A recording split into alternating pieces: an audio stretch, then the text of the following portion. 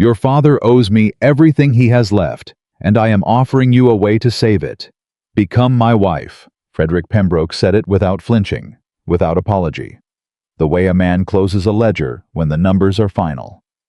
Sarah Miller stood in the doorway of the grandest estate in the county, rain-soaked, empty-handed, carrying nothing but the last of her pride.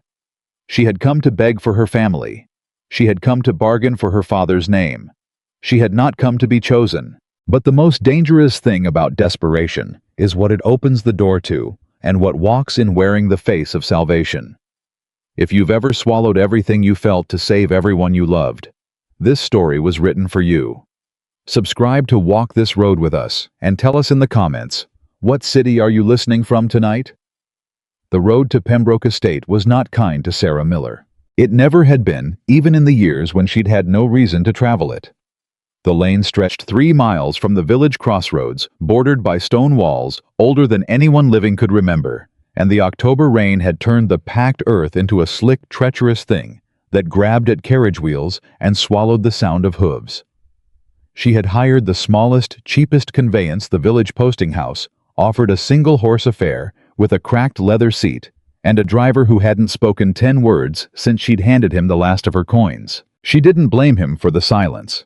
She had nothing worth saying either. Sarah pressed her forehead against the cold window glass and watched the estate gates come into view. Iron. Black. Tall enough to make a person feel small before they'd even passed through them. Atop each post, a stone hawk perched with wings half spread, frozen mid-launch, going nowhere.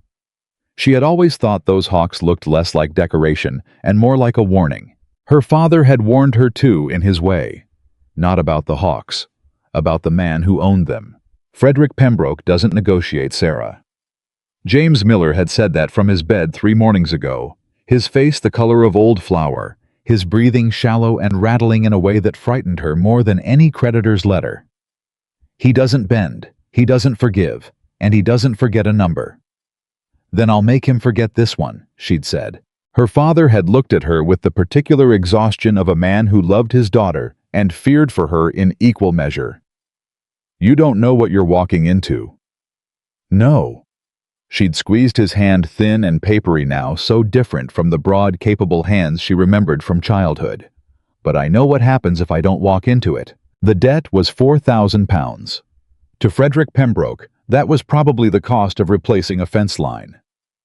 To the Miller family, it was the difference between a home and the open road, between reputation and ruin, between her younger sisters attending school or learning far too young what hunger felt like. Her father had borrowed against the harvest 3 years running, wagering on a wool trading venture that a man named Carlyle had convinced him was sound. Carlyle had taken the investors' money and vanished into Scotland before the first frost.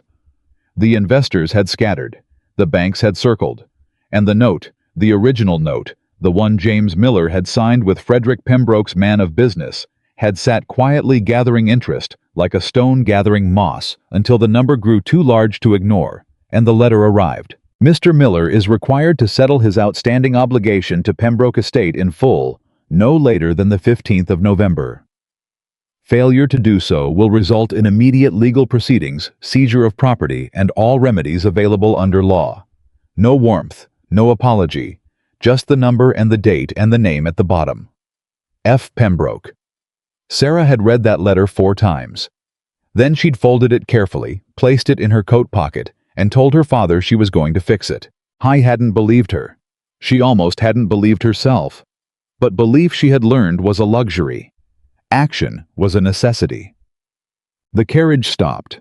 The driver climbed down without a word and held the door open with the practiced blankness of a man who understood that his passengers had their own troubles, and he was simply the vehicle. Sarah stepped out into the rain. She had dressed carefully that morning. Not to impress, she had nothing impressive left in her wardrobe. Nothing that hadn't been altered or mended at least twice, but to present herself with dignity. A gray wool dress, well cut, even if not new. Her mother's brooch at the collar. Hair pinned properly. She had looked in the mirror before leaving and told her reflection, "You are not here to be pitied. You are here to negotiate." The rain disagreed with her presentation almost immediately. By the time she reached the front steps of Pembroke Manor, her hem was dark with water and her hair was making its best argument for escape. She didn't touch it. She kept her chin level and knocked. The door opened. The man who answered was not Frederick Pembroke. He was older, perhaps 60, with the kind of upright posture that spoke of decades in service, and the kind of eyes that took in the entirety of a visitor's situation in roughly 3 seconds. He was the butler she gathered, or perhaps the house steward. His coat was immaculate. His expression was professionally neutral. "Miss Miller," he said. Not a question. He'd been expecting her. "Yes." She kept her voice steady. "I have an appointment with Mr. Pembroke." "Mr. Pembroke is in the study." He stepped back to admit her. "I am Thomas Bennett. I manage the household. If you'll follow me." She followed him through an entrance hall that was impressive without being ostentatious. Dark wood paneling, good carpets, a fire burning in a grate that she felt grateful for in a way she was careful not to show. Everything about Pembroke Manor said old money properly managed. Everything about it said this man does not make mistakes. Her father had made a mistake. She was here to answer for it. Bennett paused outside a heavy oak door at the end of a corridor. "Miss Miller." His voice dropped slightly. Not to a whisper, more to a register that was somehow private without being furtive. "Mr. Pembroke is a precise man. He responds well to directness and poorly to sentiment. I tell you this not to frighten you, but because—" He paused, seemed to weigh something. "Because I have found that people fare better here when they know what they're facing." Sarah looked at him. There was something in his eyes that was not pity. It was closer to the quiet concern of a man who had seen too many difficult conversations happen behind that door. "Thank you, Mr. Bennett." He knocked twice, then opened the door. Frederick Pembroke stood at the window. That was her first impression of him, his back. Wide shoulders, dark coat, hands clasped behind him, watching the rain against the glass, with the stillness of a man entirely comfortable in his own silences. He didn't turn immediately when she entered. He let a beat pass. 2. Long enough to make a person feel the weight of the room. Then he turned. I was younger than she'd expected. That was her second impression, and it was unwelcome because youth hadn't been part of her mental preparation. She'd built Frederick Pembroke in her imagination as a figure of indeterminate age, sharp-featured, joyless, the kind of man who'd been old since birth. The reality was a man in his mid-30s, dark-haired with a jaw that looked like it had been carved for the express purpose of displaying displeasure. His eyes were gray, not a warm gray, not the gray of a winter sky before snow, but the harder gray of wet slate. He looked at her the way a man reads a column of figures, quickly, completely, without sentiment. "Miss Miller." "Mr. Pembroke." She didn't drop her gaze. She had promised herself she wouldn't. "Sit down." It wasn't an invitation. It was an instruction delivered in the same tone a man might use to tell his horse to stand. She sat because she had not come here to argue over chairs. She had come here with a purpose, and she was going to keep it. Frederick moved to his desk. A massive thing covered in ledgers and correspondence, arranged with a precision that suggested the arrangement mattered. He sat across from her, opened a leather folder, and placed her father's original note on the desk between them. She recognized her father's handwriting on the signature line. Her chest tightened. "Your father borrowed £4,200 from this estate in the spring of 1814, Frederick said. He wasn't reading. He knew the number. He was watching her face as he said it. "Principal plus interest as of this month brings the total obligation to £5,080. The note falls due November 15th. That is 17 days from today." "I know the terms." "Do you?" "Not quite a question. I read every letter, Mr. Pembroke. I have managed my family's correspondence for the past 2 years. Something shifted in his expression. Barely. A slight adjustment, the way a man recalibrates after encountering unexpected resistance. He didn't comment on it. "Then you know your family cannot pay." "We cannot pay in full," she said carefully. "I came to ask for an extension of terms. 6 months. 12 if you would consider it. My father's health has—" "Miss Miller?" His voice didn't rise. It didn't need to. It simply closed around her sentence and ended it. "I have extended terms to your father twice. Both times, the extension was granted on the basis of projected income from the wool venture. We know how that concluded. The venture failed because of fraud. My father was deceived, as were a dozen other investors. Yes. Frederick's tone carried no sympathy, but also no cruelty, just the flat acknowledgement of a man dealing in facts. And the court found no remedy, because Carlyle was beyond jurisdiction. The loss is therefore your father's to absorb. That is the risk of investment, Miss Miller. Your father understood it when he signed. He was desperate. Then she stopped herself because desperation was sentiment, and Bennett had warned her about sentiment. Most men who make poor decisions are desperate, Frederick said. That does not transform the decision into a good one. The fire crackled. Rain hit the window glass.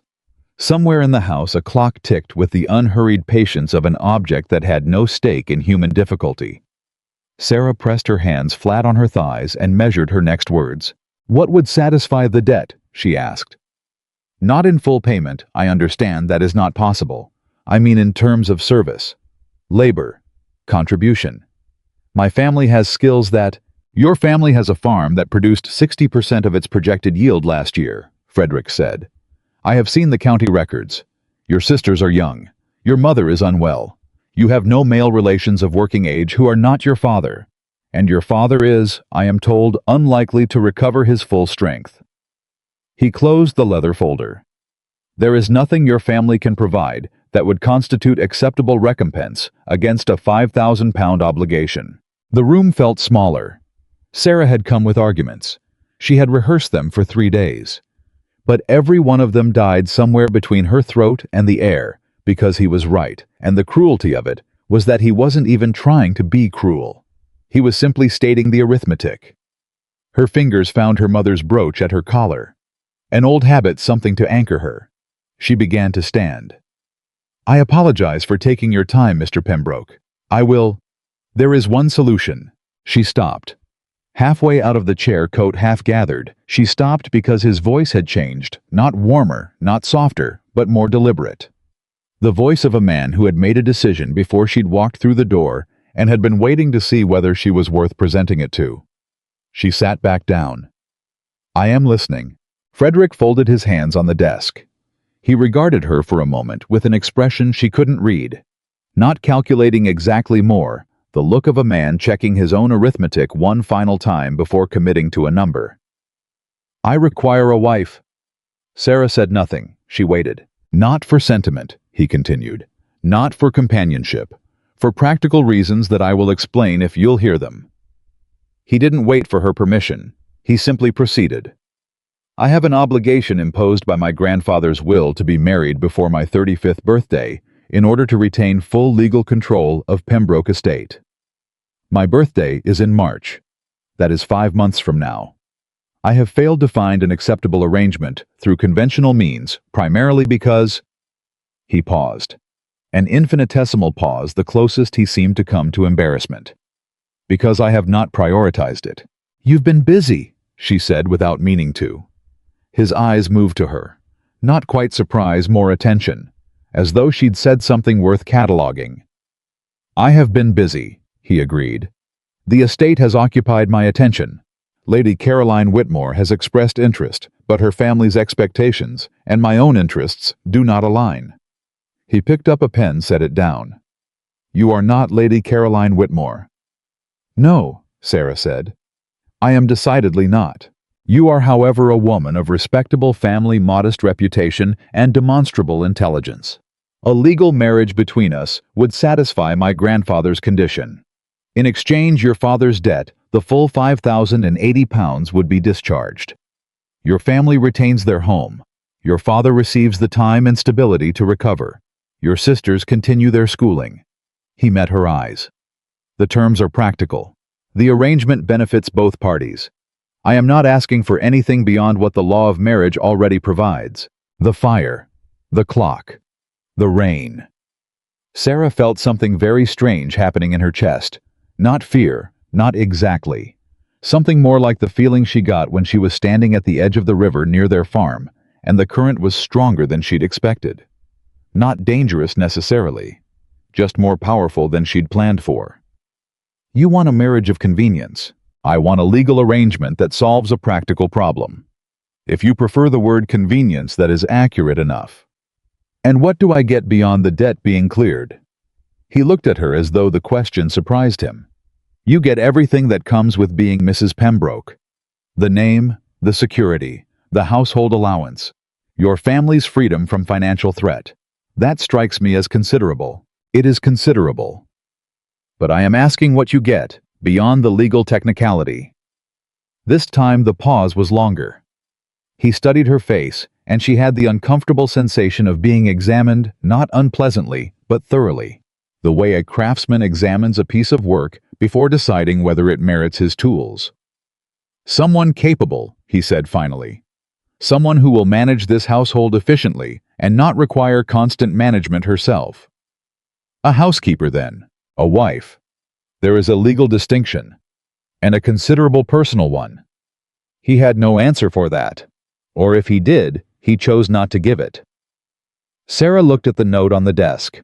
Her father's handwriting, her father's signature, her father who was lying in a bed 3 miles away, rattling with each breath, terrified of what would happen to his daughters.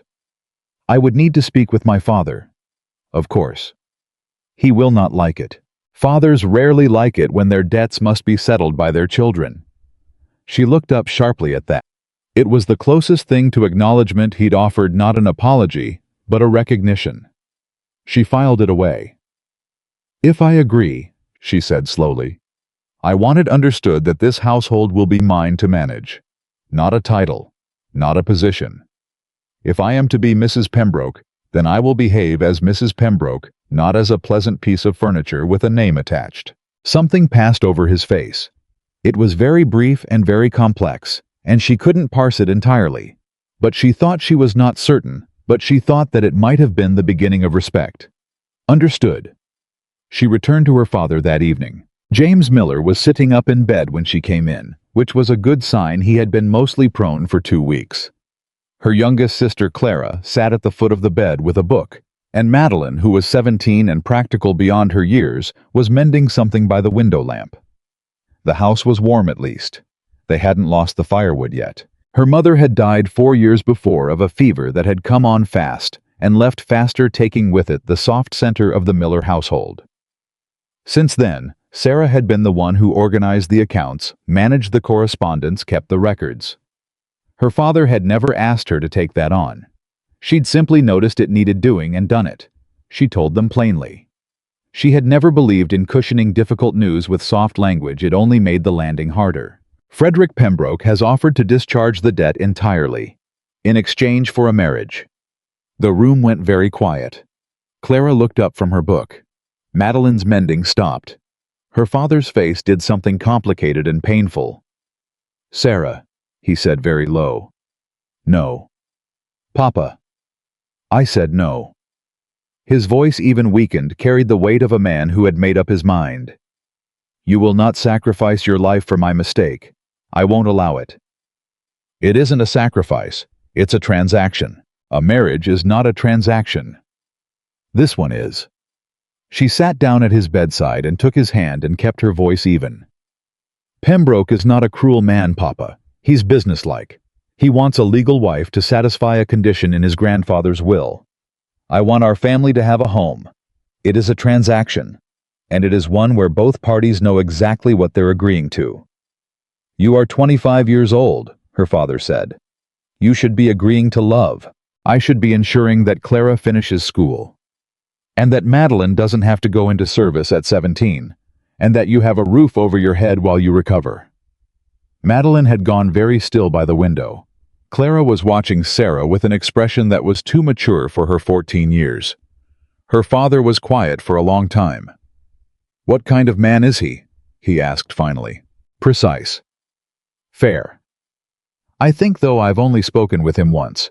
His household manager seems to respect him genuinely, not just out of duty. She paused. He's not warm, but I don't believe he is dishonest. Not warm, her father repeated. My daughter's husband should be warm. Your daughter's husband, she said gently, should honor his agreements, that I believe he will do. James Miller turned his head toward the window. The lamp made the hollows of his face look deeper than they were. "I don't want this for you." "I know." She pressed his hand. "But I want it for you. For all of us." He didn't agree that night. He didn't agree the next morning either. It was only on the third day, when the solicitor arrived with an updated accounting of what legal proceedings against the Miller estate would cost and what would remain after seizure, that James Miller closed his eyes for a long moment and said very quietly, "Tell Pembroke yes." Thomas Bennet was waiting when Sarah arrived at Pembroke Manor the following afternoon. He met her at the gate, which struck her as unusual, the gate, not the door. He walked her along the lane toward the house with a pace that suggested deliberateness, as though he had chosen to meet her here out of earshot of the house for a reason. "You've agreed." "I've agreed." He nodded. Something in his bearing settled, as though he'd been holding tension he was now releasing. "May I ask you something directly, Mr. Bennet?" "I would appreciate it if you did." "Does this arrangement concern you? As someone who manages this household, and who presumably has an interest in its well-being." Thomas Bennet walked 3 steps before answering. "Miss Miller," he said with the particular precision of a man choosing his words as carefully as he might choose his footing. "I have managed this estate for 11 years. I have watched Mr. Pembroke build it into something genuinely impressive through sheer determination and a refusal to tolerate inefficiency. He is not a man who invites affection, but he is a man who, in my observation, is capable of more than he has thus far allowed himself to express." He paused again. "This household has been missing something for a long time. Not furniture, not staff, not income." Another pause. "Someone with enough spine to stand in the same room with him and not simply agree." Sarah let that sit. "And you think I have spine?" "Miss Miller," Bennet said, and for the first time she caught the edge of something almost like warmth in his voice. "You walked into Frederick Pembroke's study with no money, no legal recourse, no leverage of any kind, and you asked him what he would gain from the arrangement." He glanced at her. "In 11 years, I have never seen anyone do that." The wedding was a Thursday. Not a church wedding with flowers and guests, and the particular soft light that fell through old stained glass. A solicitor's office in the village. 2 witnesses. Thomas Bennet and a man named Robert Graves, who was Pembroke's man of business, and who shook Sarah's hand afterward with the brisk efficiency of someone completing a transaction. She wore the gray wool dress. It was the best she owned. She had added her mother's brooch again, and she had kept her chin level because that was the only armor she had, and she had decided to wear it with intention. Frederick said the words of the ceremony with the same tone he might use to confirm a contract clause. She said hers with the same steadiness she'd used in his study, clearly without rushing, because she was not ashamed of this decision, and she was not going to sound like she was. When it was done, he offered her his arm to walk to the carriage. She took it. They rode back to Pembroke Manor in silence, and Sarah watched the countryside through the window and thought, "I am Mrs. Pembroke now." And that means something. Even if it doesn't mean what people will assume it means. The house was the same as it had been. The iron gates, the stone hawks, the long lane. But this time, when she walked through the front door, Thomas Bennet was waiting in the entrance hall, and he gave her, she was almost certain, the slightest incline of his head. Not a bow. Something quieter than that. An acknowledgement. Frederick showed her to a room on the east wing. Large windows, good carpets, a fireplace already burning. A wardrobe that would, she suspected, hold more than she currently owned. He stood in the doorway with his hands behind his back and said, "Dinner is at 7. The cook will need your preferences." "I'll speak with her tomorrow," Sarah said. "Mr. Pembroke." He paused. "We had an agreement. About the household." "We did. I will honor it. I hope you intend to as well." The gray eyes found hers across the room. Whatever was happening behind them, she couldn't read. But after a beat he said, "I am a man of my word, Miss Miller." "Mrs. Pembroke," she said quietly. He paused. A very small pause. "Mrs. Pembroke." And then he was gone, and she was alone in the large quiet room, and the fire was warm, and outside the rain had finally stopped, and Sarah Miller, Sarah Pembroke sat down on the edge of the bed and allowed herself exactly 2 minutes to feel the full weight of what she had done. 2 minutes. And then she stood up because there was work to do, and she had never been the kind of woman who let the weight of a thing stop her from lifting it. The next morning she began to learn the house. Not as a guest. Not as a woman playing at management. She walked the corridors with Thomas Bennett at her side, asking questions, specific practical questions about where money was being spent, where inefficiencies lived, where the staff felt stretched, and where they felt undertasked. She spoke with the cook, a broad-shouldered Lincolnshire woman named Mrs. Holt, who had worked in the Pembroke kitchen for 9 years, and who regarded Sarah's first visit to the kitchen with the polite wariness of a woman protecting her territory. "I am not here to reorganize your kitchen," Sarah told her, sitting down at the kitchen table without waiting to be invited. "I am here because I have no idea what this household actually spends on provisions, and I suspect nobody has asked you that question directly in some time."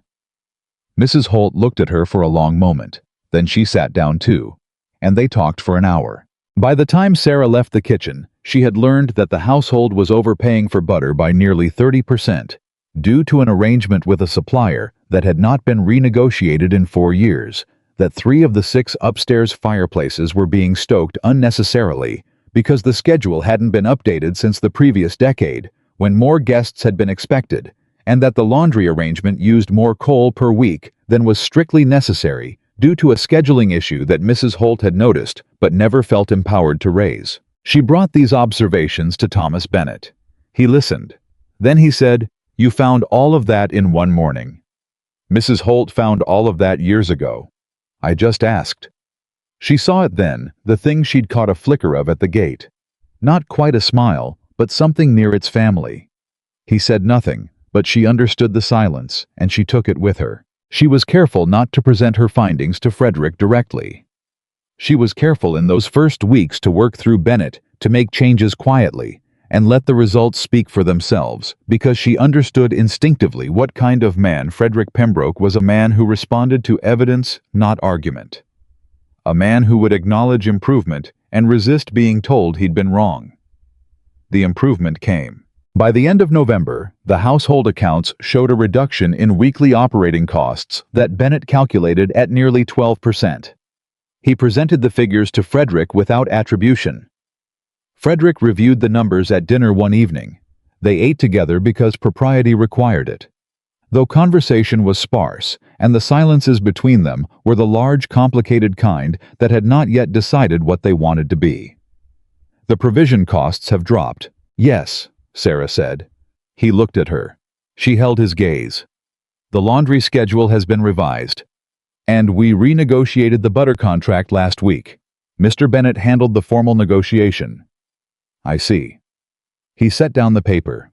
He looked at her for a moment longer than he'd looked at anything else in the past 3 weeks. "Well done." 2 words. Delivered with all the warmth of a man reading a weather report. But Sarah had worked for compliments her whole life that never came at all, and she knew the difference between empty praise and the words of a man who meant what he said, even sparsely. She thanked him and reached for her water glass and kept her face composed. But in the kitchen of her chest, something small and careful stretched its wings. Just barely. Just a fraction. Enough to notice. Not enough yet to name. She did not know then what it would cost her to let it grow. She did not know what was coming. The cruelty dressed in silk. The accusation wrapped in a drawing-room voice, the moment she would stand in a hallway with her bags in her hands and decide what she was truly worth. She did not know. But Pembroke Manor did, and it waited. The 12th percent became 14 by December. Sarah knew because she kept her own ledger, a small cloth-covered book she'd brought from home, the same kind she'd used to track the Miller household accounts since she was 19. Every morning before the house woke, she sat at the writing desk in her room and recorded what she'd learned the day before. Not just numbers, observations. The way the east pasture drainage caused problems every wet season that cost twice as much to repair as it would to prevent. The way the tenant farmers on the northern boundary paid their rents in October but received no accounting in return, which created suspicion and resentment that quietly undermined productivity. The way three of the young maids spent the last hour of every evening doing tasks that could have been redistributed across the morning schedule, leaving them exhausted at the start of the day and idle at the end of it. She wrote it all down, and she told almost none of it to Frederick directly. Thomas Bennett remained her method of translation. He understood she thought what she was doing, not undermining Frederick, but working within the particular architecture of his pride. Frederick Pembroke was a man who had built his estate's reputation on competence. To suggest that competence had gaps was to suggest that he had failed to see them. To let the evidence of improvement arrive quietly numerically, without accusation, that was a different conversation entirely. It was working. Slowly. Carefully. But working. What she hadn't accounted for was how the house would watch her do it. Not Frederick. The house itself, the staff, the tenants, the web of people whose lives ran alongside Pembroke Estate's operations, and who noticed the way people who have been overlooked always notice when someone finally pays attention. Mrs. Holt had begun leaving a cup of tea on the kitchen table at the precise hour Sarah arrived each morning. The head groundsman, a taciturn Yorkshireman named Aldridge, had started leaving brief notes about drainage issues on the hall table addressed to Mrs. Pembroke, with a formality that she suspected was his version of trust. Even the youngest housemaid, a girl of 16 named Polly, who dropped things when Frederick walked past, had stopped dropping things when Sarah was in the room. The house was adjusting to her. Deciding in the quiet way houses and the people within them always did whether she was worth adjusting to. She was not yet sure what Frederick thought. They ate dinner together every evening. That was the one fixed point of contact between them, the long table, the good china, the candles that Mrs. Holt kept immaculate because she had decided apparently that Mrs. Pembroke deserved immaculate candles. Frederick always arrived at 7 exactly, and he always waited for Sarah to sit before sitting himself. Not warmth, she understood, but manners. The distinction mattered to him. She had begun to believe that a great deal of what looked like coldness in Frederick Pembroke was actually precision, a man so exacting about the line between obligation and feeling that he had over years made the line impenetrable. The Northern tenants' harvest reports came in today, she said one evening 3 weeks into December. She'd waited until the second course because the first course was when he read his correspondence, and she had learned not to speak during the correspondence. Frederick looked up. Morley's yield was down again. I've seen the numbers. The yield was down because the Eastfield drainage failed for the 3rd consecutive season. I spoke with Morley's wife yesterday. They lost nearly a quarter of the root crop to standing water in October. A drainage channel. I've priced it. It would cost about £40 to install, would prevent that loss.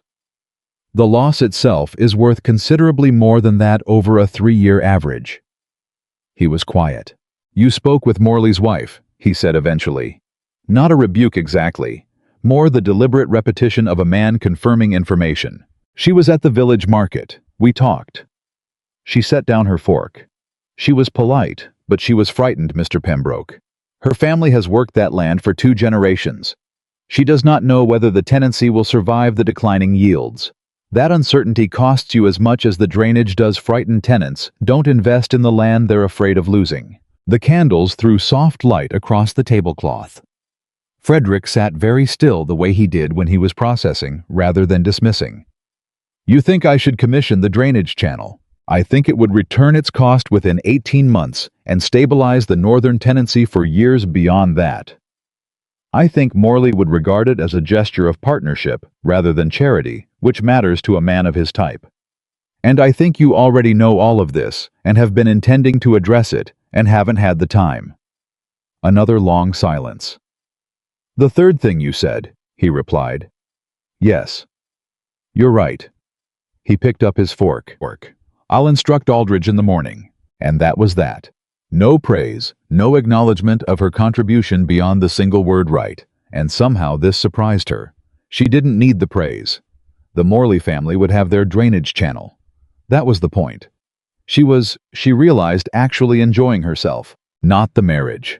Not the silence at the long dinner table. Not the vast quiet of her room in the East Wing. Not the absence of everything that the word home had always meant to her. Those things she endured. But the actual work of understanding this complicated, half-neglected, genuinely capable estate and making it function better. That was something else. That was the first time in her life that the skills she'd spent years building in service of her struggling family were being applied to something large enough to actually test them. She was very careful not to let this show. The letter from her father arrived on the 22nd of December, and it was by the standards of James Miller's correspondence, almost cheerful. The doctor says the rattling has improved. Clara is studying mathematics with more enthusiasm than she applies to anything else, which alarms me slightly. Madeline made curtains last week. Not because we needed curtains, we had curtains, but because she wanted to learn, and apparently that is now permissible in a household where the primary financial terror has been removed. I do not know how to thank you, my girl. I do not have the words. I am only asking that you tell me honestly, are you all right? She wrote back that evening. I am all right, Papa. I am more than all right. I am finding that I am useful here, which is the closest thing to happiness I know how to feel. Don't worry about me. Worry about Clara's mathematics, someone should. She didn't tell him that she ate dinner across a table from a man she didn't know.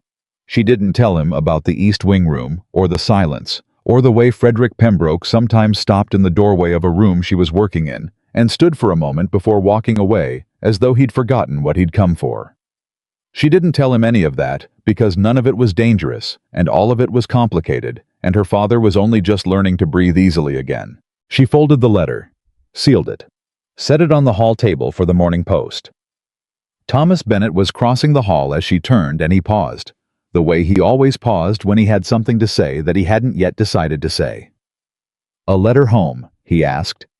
"To my father. He is well. Better. Thank you for asking." She pulled her shawl tighter. The hall was cold that evening, the fire down from its evening height. "Mr. Bennet, can I ask you something?" "You generally do. How long has this house been like this?" She gestured not at any specific thing, at the whole of it, the quietness, the precision without warmth, the organization without life. Bennet was quiet for a moment. Since his father died. 11 years ago. The elder Mr. Pembroke was different. There were people here, dinner parties, Christmas guests. He looked around the hall with the expression of a man visiting a memory. Frederick took over the estate at 23 in considerable debt. The elder Mr. Pembroke had not been a careful man with money, whatever his other qualities. Frederick spent the next decade rebuilding. He did it alone, and he did it through precision and self-discipline, and a refusal to allow sentiment to complicate his decisions. He looked back at her. He succeeded. The estate is stronger than it has ever been. But a man who spends 10 years learning not to feel things, he stopped, has some unlearning to do. That is one way of putting it. She thought about that for a long time after she went up to bed. She lay in the dark and thought about a 23-year-old Frederick Pembroke inheriting a debted estate and deciding in some room somewhere that feeling things was a luxury he couldn't afford. She thought about what 10 years of that decision would do to a person. What it would do to the way they looked at other people, at partnership, at the word wife, and what they allowed it to mean. She did not feel sorry for him. Not exactly. But she felt something that was adjacent to understanding. And understanding, she had always found, was the beginning of everything. Christmas came and went with the restraint of a household that had forgotten how to celebrate it. Sarah had not asked Frederick's permission. She'd asked Mrs. Holt what the kitchen budget allowed, made a list, and sent Polly to the village for holly and candles on the 23rd. The hall was decorated by morning, not extravagantly, not in a way that announced itself, but with a warmth that changed the quality of the light. Frederick came downstairs on Christmas morning, stopped in the hall doorway, and looked at it. He said nothing. He walked to the breakfast room without comment. Sarah followed, poured her own tea, and sat down. "I didn't ask," she said before he could. "The household budget accommodated it, and I made the decision. I didn't say anything." "You were going to." A pause. "Was I?" "You had the look." He turned his head toward her. Something that might, in better light, in a different man, have resembled amusement. "I have a look. You have several. That one means you're deciding whether to object to something and calculating the cost of objecting against the cost of letting it go. She sipped her tea. I have found that you usually choose to let it go, which I respect. The silence that followed was a different kind from their usual silences. Less careful, less armored. He looked out the window for a moment and then looked back at his breakfast, and the line of his jaw had something in it that was not quite as rigid as yesterday. My mother used to do the holly. Very quietly. Not to her exactly. More the way a person says something that they haven't said in a long time and are checking to see if it still sounds right. Tell me about her, Sarah said. He looked up, looked at her, then looked back at his breakfast. She died when I was 12. She liked Christmas considerably more than my father did. Most people do. She used to sing, in the kitchen.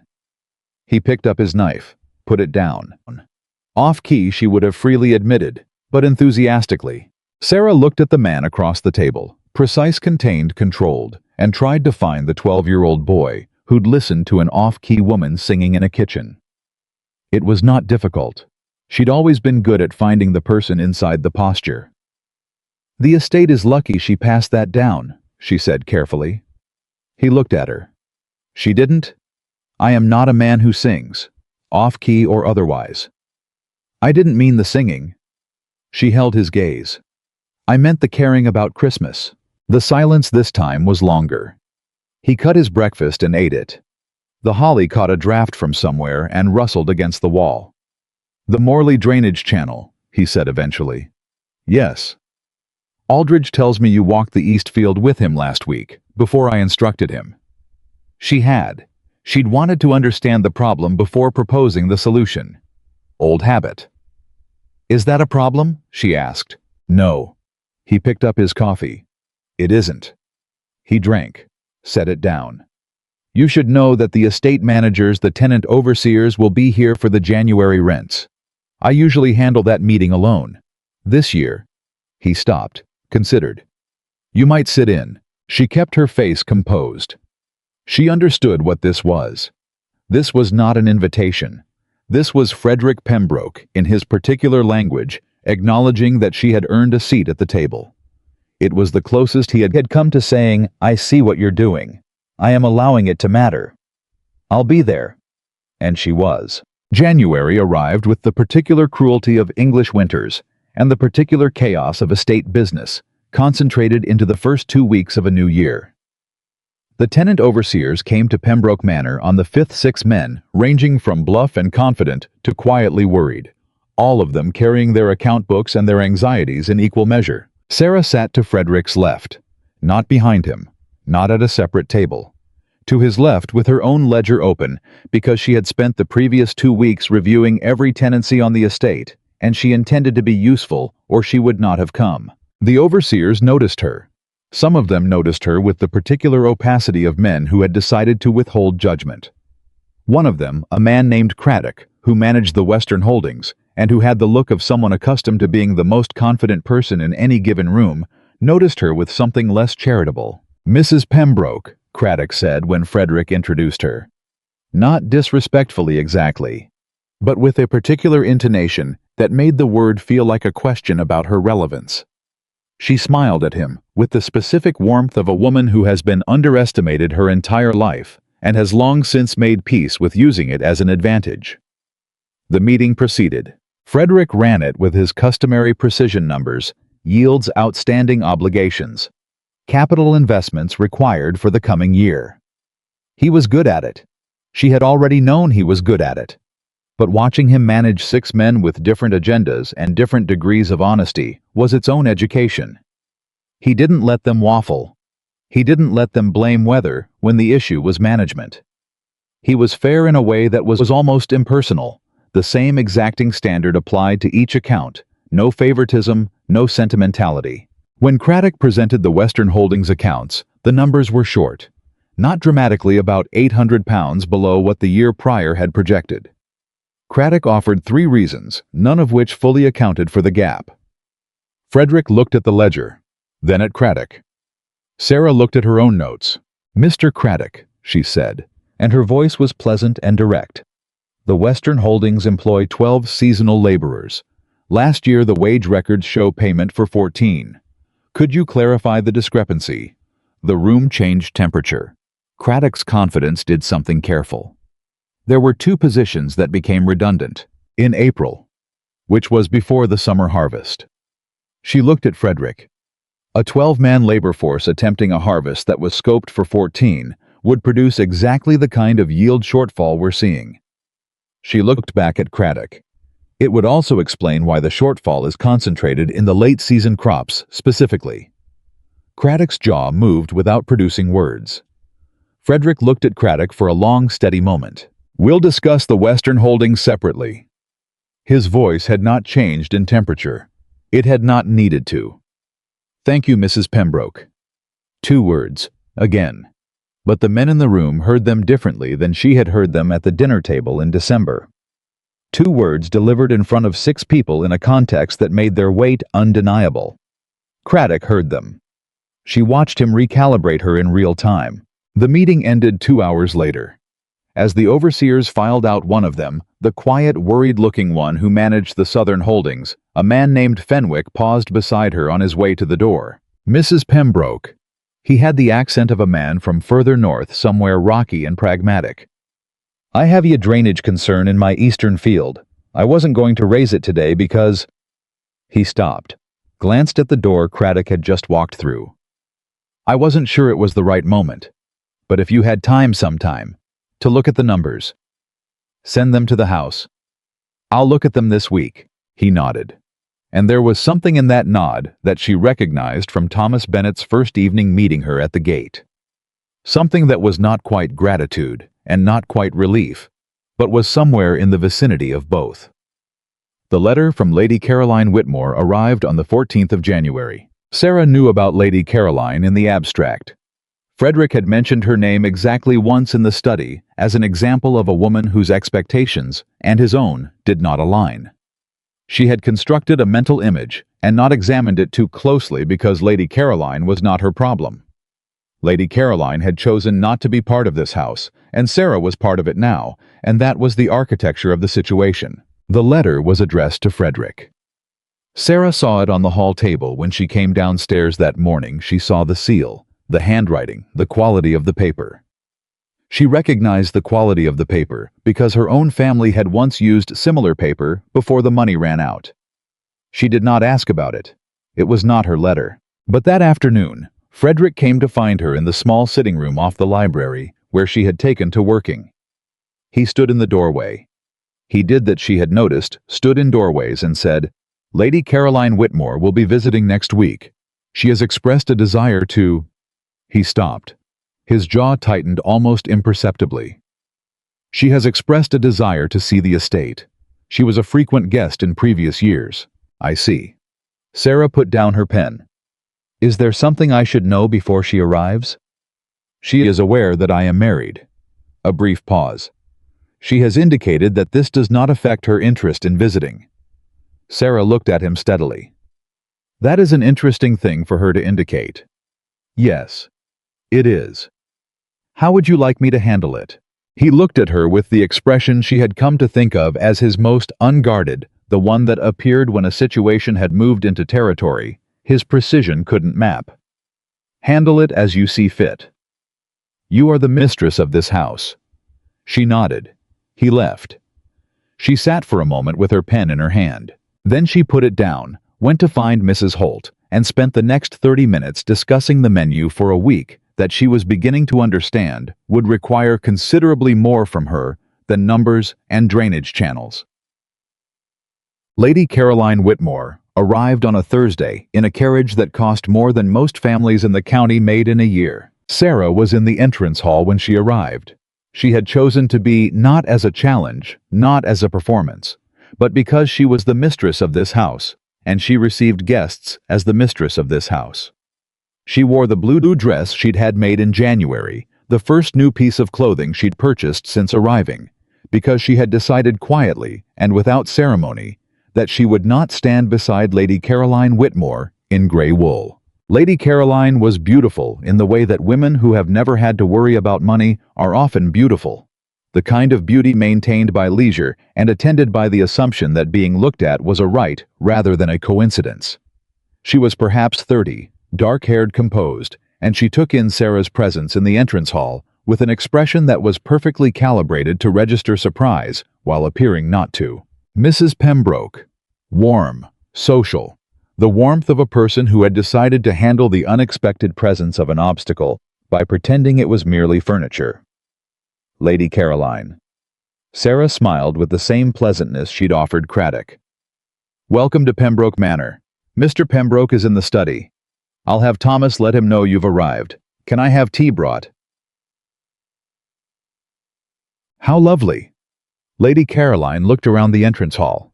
The holly was long gone, replaced with the simpler winter arrangements Sarah had brought in from the garden. The house looks different. Does it? I hope that's favorable. It is. It is a small pause, the pause of a woman selecting a word, simpler than I remembered.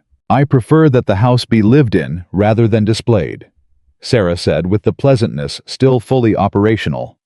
Please make yourself comfortable. I'll let Frederick know you're here. She crossed the hall, knocked on the study door, opened it without waiting. Frederick looked up from his desk. Lady Caroline is in the entrance hall. Something moved across his face. Not pleasure, not quite dread. The expression of a man who had agreed to a situation and was now experiencing the consequences of it. I'll be out. She walked back to the entrance hall, asked Polly to bring tea, and sat down with Lady Caroline Whitmore, and smiled and said nothing that was not entirely courteous for the next 14 minutes. It was the longest 14 minutes of the month.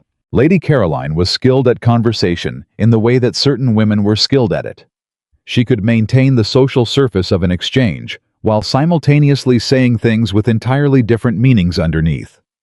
She asked about the house. She asked about Sarah's family. She said, I'm sure it must have been quite an adjustment, in a tone that made adjustment mean something considerably less comfortable. She said Frederick has always been particular about this estate, in a tone that made particular mean territorial, and made this estate mean mine. Sarah replied to every layer. The top layer with graciousness.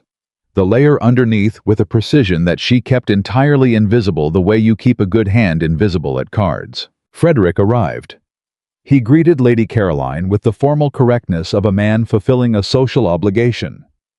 He sat across from both of them, and Sarah watched as she watched everything, and noted that he was less comfortable in Lady Caroline's presence than he was in hers. More armored, more distant. The precision that in their household read as discipline read here as retreat. That was interesting. She filed it without comment and poured the tea. Dinner that evening was the real test. Thomas Bennet had arranged the table correctly, Sarah at the head, Frederick at the other end. Lady Caroline to Frederick's right, which was the guest position of honor, and also the position that kept her across the table from Sarah, rather than beside Frederick, which was a piece of maneuvering so elegant that Sarah caught Bennet's eye during the first course, and gave him the smallest, most imperceptible nod of acknowledgement. He gave her the same one back. Lady Caroline directed her conversation at Frederick throughout the first two courses. She spoke of mutual acquaintances of London, of the season of things that Sarah had no knowledge of and no pretense to. Sarah ate her dinner and listened and let the conversation happen without requiring herself to participate in it, because she had learned at her mother's knee, at her father's difficult dinner table, at every social occasion, where she'd been the least wealthy person in the room, that there was power in stillness. That the person who spoke least often controlled the meaning of what was said. Then Lady Caroline set down her wine-glass and said with the perfect lightness of a surgeon making an incision, I imagine it must be rather lonely here, Mrs. Pembroke, coming from such a different background, not knowing many people in the county. The table went quiet in the particular way tables went quiet when something had been said that couldn't be unsaid. Sarah looked at Lady Caroline. She let a beat pass. One full deliberate beat. I find I have more than enough company. The estate keeps me occupied, and I have found that people in this county are remarkably open to conversation when you simply ask them the right questions. She smiled. Mrs. Morley and I spoke just last week about the northern drainage.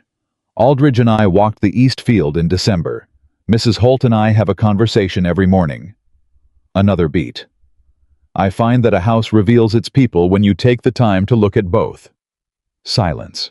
Lady Caroline's smile held. Frederick was looking at Sarah. Not at Lady Caroline.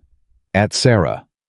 With an expression she hadn't seen on him before, she couldn't quite name it, because it was too new, too unguarded, too quickly replaced by his customary composure. But it was there, and it lasted longer than he would have chosen had he realized he was showing it. "How industrious," Lady Caroline said. "How necessary," Sarah replied. And she reached for her wine with the steadiness of a woman who had walked into a much larger storm than this one and come out the other side. Lady Caroline left 2 days later. She departed with all the graciousness of a woman who had decided that the battle she'd come to fight was both less and more than she'd expected. Less because Sarah had given her nothing to grip, no resentment, no insecurity, no visible wound. More because the thing she'd come to assess, whether Frederick Pembroke's convenient wife was a temporary inconvenience or a permanent development, had been answered, and the answer was not the one she'd hoped for. Sarah stood at the entrance hall as the carriage rolled away and felt the house breathe. Thomas Bennet appeared at her shoulder. "Well done," he said simply. "I didn't do anything remarkable. You did everything remarkable. You simply made it look unremarkable, which is, I believe, the more difficult achievement." She was quiet for a moment. He looked at me. At dinner, on the second night, when she made the comment about the background. "I noticed," Bennet said. "What was that?" Bennet was quiet for a moment. The kind of quiet that was not evasion, but selection, the choosing of the right words with the care they deserved. "I have known Frederick Pembroke for 11 years, he said finally.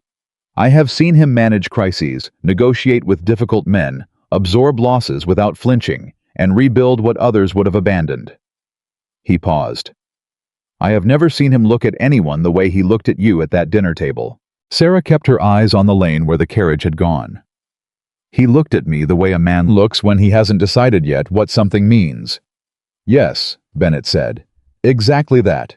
And somewhere inside the particular arithmetic of Pembroke Manor, in the ledgers and the drainage channels, and the tenant rents, and the holly that had changed the quality of the December light, something was adding up to a sum that neither of them had planned for, when the ink had dried on a solicitor's contract on a Thursday afternoon in November. Something that had no line in any ledger. Something that, like all the most significant things, was going to cost considerably more than either of them had budgeted. The thing about a sum that hasn't been named yet is that it keeps adding itself up, whether you're paying attention or not. February came in hard and cold.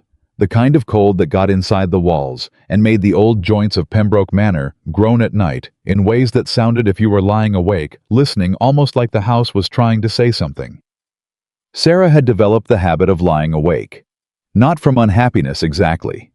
More from the particular alertness of a woman who had arrived in a new country, not a country of geography, but of situation, and had not yet learned all its weather. She knew the estate better than she'd known her own family's farm by now. She knew which tenant was behind on his rent because of genuine hardship and which was behind because of poor management.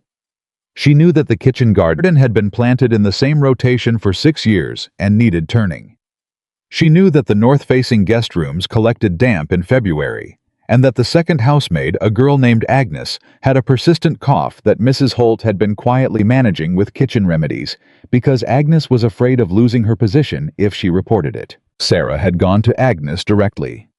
She'd told the girl to rest for 3 days and sent for the village doctor on her own account, paid for from her household allowance. Agnes had looked at her with the specific expression of a person encountering unexpected kindness in a place where they hadn't expected to find it, a slightly startled softening around the eyes, an intake of breath that wasn't quite words. "Mrs. Pembroke, you don't have to." "I know I don't have to," Sarah had said. "Go rest. I'll tell Mrs. Holt." The doctor had come. The cough was manageable, not serious. Agnes had been back on her feet within the week, quieter and more careful around Sarah in the way that people sometimes became careful around a person who had seen them in a moment of vulnerability. Not distant, the opposite. Like a tethered thing had been gently secured. Frederick had noticed Agnes's absence. He noticed most things she'd learned that about him. He simply didn't always indicate that he'd noticed. The second housemaid was unwell, he said one morning at breakfast. She's recovered. You sent for Dr. Halloran. She needed a doctor. A pause. He looked at his correspondence.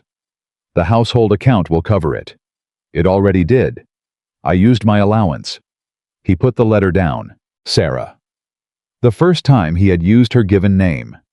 Just her name, nothing attached to it, no instruction or correction. Just the word in the particular register of a man who has realized he's said something without planning to and is deciding whether to acknowledge it. She looked up. He looked at the allowance ledger he'd been reviewing, then back at her. The household account exists for household expenses, he said more quietly than usual. I know. Agnes is a household expense. I know that too. She returned to her eggs. I wasn't sure you'd approve it, and I didn't want to wait while a girl was coughing herself through a February night. He was silent for long enough that she thought he'd let it go.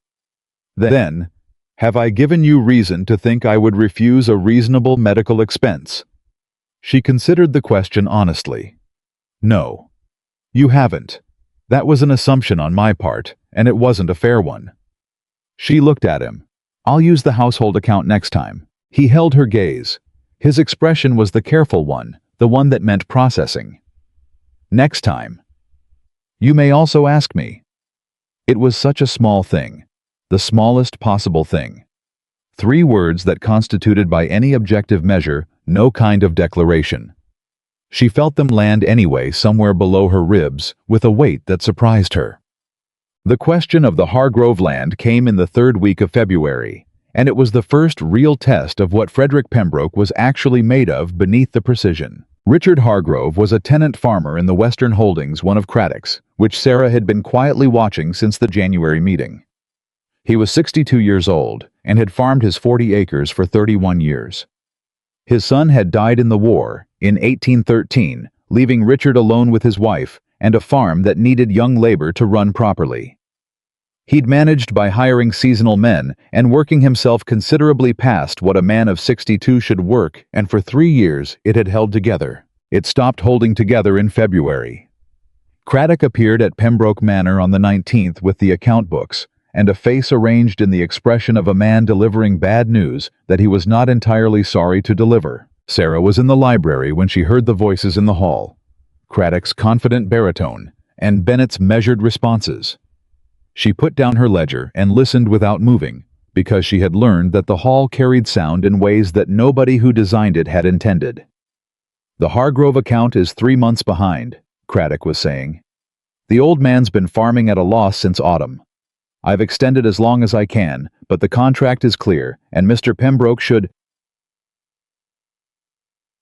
She heard Bennett's even reply, I'll inform Mr. Pembroke. She closed her ledger and went to find Frederick before Bennett could. He was in the study. She knocked twice and didn't wait. Richard Hargrove. He looked up from his desk. Craddock is in the hall with the account books. I heard. He set down his pen. The tenancy is 3 months in arrears. He's 62 years old, she said. He's been on that land for 31 years. His son died in the Peninsula Campaign. He has been working that farm alone, and the autumn harvest was bad for everyone. In the Western Holdings, Craddock's mismanagement contributed to that, as we discussed in January. She came to the desk and put her own ledger down open to the page she'd been working on. I've been tracking the Western Holdings since January. The Hargrove account ran well for 28 of its 31 years. The last 3 are the anomaly, not the pattern. Frederick looked at her ledger, then at her face. What are you proposing? A modified arrangement. Reduce his acreage by half. There are 2 parcels on the eastern edge of his land that could be absorbed by the neighboring tenancy without disruption. That reduces his labor requirement to something one man his age can actually manage. Forgive the arrears on the grounds of the Western harvest shortfall, which Craddock's records as amended now support, and fix the rent at the reduced level for 5 years with a review at the end. That arrangement provides no direct benefit to the estate. It provides 31 years of reliable tenancy that continues. It prevents the cost of reletting the land, which Aldridge tells me the western parcels are difficult to let because of the access issues. It prevents Richard Hargrove from losing everything he has at 62 years old. And it sends a message to every tenant on this estate about what kind of landlord they work for. She held his gaze. Which, in my experience, is worth considerably more than 3 months' back rent. The study was quiet. Outside, somewhere in the direction of the stables, a horse moved. A door closed. The clock ticked. Frederick looked at her ledger for a long time. Then he looked up, and his expression was the one she'd begun to recognize as the closest he came to admiration. Not warm, not open, but intent. Focused. The look of a man directing his full attention at something he has decided warrants it. "Send Craddock in." She went to the door. "And Sarah." She turned. "Stay. For the meeting." Craddock did not take the Hargrove decision well. He took it with the professionalism of a man who understood which way the authority in the room was pointing, but his jaw moved in the particular way of a man swallowing something he didn't want to swallow. He looked at Sarah twice during Frederick's explanation of the new arrangement, the first time with surprise, the second time with something considerably less polite. Frederick noticed the second look. Sarah saw him notice it. After Craddock left, Frederick sat at his desk for a moment without speaking. "He blames you for the Hargrove decision," he said. "He blames me for all of it. The January meeting, the labor records. He knows I found the discrepancy. Does that concern you?" She considered. "Craddock is a man who managed these accounts with very little oversight for a long time," she said. "He's accustomed to a landlord who is occupied with other things. I represent a change in that situation. His displeasure is logical." She paused. "Whether it's something to be concerned about depends on how much latitude he's given."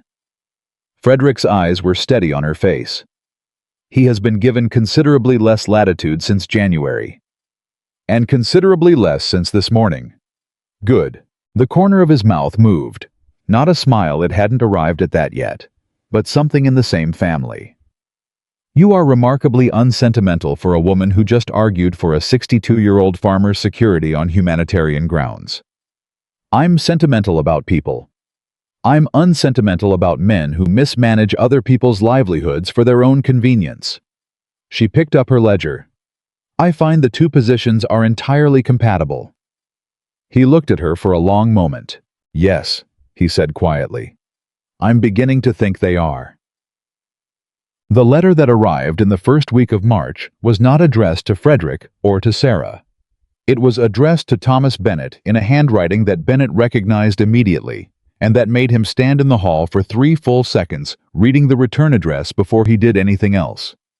Then he folded it into his coat pocket and went to find Sarah. She was in the kitchen garden with Aldridge discussing the spring planting rotation she'd been planning since January. She saw Bennett's face when he appeared at the garden gate, and she excused herself from Aldridge without explanation, because Bennett's face only looked like that when something had changed. He handed her the letter without speaking. She read it. It was from a solicitor in London, not the Pembroke family solicitor, a different firm one whose name she'd seen before, connected to Lady Caroline Whitmore's family. The letter informed Thomas Bennett in his capacity as estate manager that a formal inquiry had been filed with the county court regarding the circumstances of Frederick Pembroke's marriage, specifically whether the marriage had been conducted under duress or financial coercion, which would render it legally contestable under a provision of the 1812 Marriage Act. The letter cited as evidence of potential coercion the fact that Sarah Miller's family owed a substantial debt to Frederick Pembroke at the time of the marriage, that the debt was discharged immediately following the ceremony, and that Sarah Miller had had no independent legal counsel present at the arrangement. The letter was signed by a partner at the firm of Whitmore and Associates. Sarah read it twice. Then she folded it carefully and held it at her side. "How long have you had this?" she asked. "Arrived this morning," Bennett said. "I came to you directly." Before Frederick. "I came to you directly," he said again, and she understood what that meant. He had chosen her first. Not from disloyalty to Frederick, from something else. From the recognition that this was a thing she needed to know before it became a thing that was managed for her. "The Whitmore family filed this," she said. Lady Caroline's uncle is a senior partner in that firm. She felt something go very cold and very clear inside her, the way things went when the situation was serious enough, that feeling it would have to wait. Frederick needs to know, she said. Yes. Will you tell him, or shall I? Bennett looked at her with the expression he reserved for questions he considered both important and already answered. Mrs. Pembroke, he said. In 11 years, I have watched 2 men try to bully this estate and 1 bank attempt to call in a loan prematurely. In all 3 cases, Frederick handled the situation alone because there was no one to handle it with him. He looked at the folded letter in her hand. There is someone now. She went to the study. Frederick read the letter standing up. He didn't sit. He read it through once at his normal speed, then turned back to the first page and read it again slowly, and Sarah watched the line of his shoulders change over the course of those 2 readings. Tighten on the first go, very still on the second. The stillness of a man who had encountered something he hadn't prepared for, and was deciding in real time how much of his response to allow himself. When he set the letter on the desk, his face was controlled, but his jaw had the carved look she associated with him being angry. The Whitmore family, he said. Lady Caroline's uncle holds the filing. This is... He stopped, pressed his lips together. This is vindictive. Yes, she said. The legal basis is weak. Financial consideration in a marriage contract is not coercion under the Act. The provision they're citing applies to literal force or imprisonment, not debt settlement. His voice was precise and clipped in the way it got when he was managing something he found genuinely offensive. Any competent barrister will have this dismissed within a fortnight. I know, she said. He looked at her. But the inquiry will be public, she said. The filing is already a matter of county record. People will read the language coercion, duress, financial manipulation, and they will draw conclusions before any barrister says anything at all. He knew that. She could see he knew that. She said it anyway because it needed to be said out loud between them. Your reputation, he said. My family's reputation, she corrected. My father's name will be attached to this. That landed. She watched it land. He turned to the window the way he did when he was thinking, and she waited with the patience she'd developed over 4 months of learning the rhythm of a man who needed space to think, but not the silence to disappear into. I should have anticipated this, he said to the window. How could you have? Lady Caroline is not a woman who accepts an outcome she considers unjust. His voice had something in it that wasn't quite bitterness, but was in its neighborhood.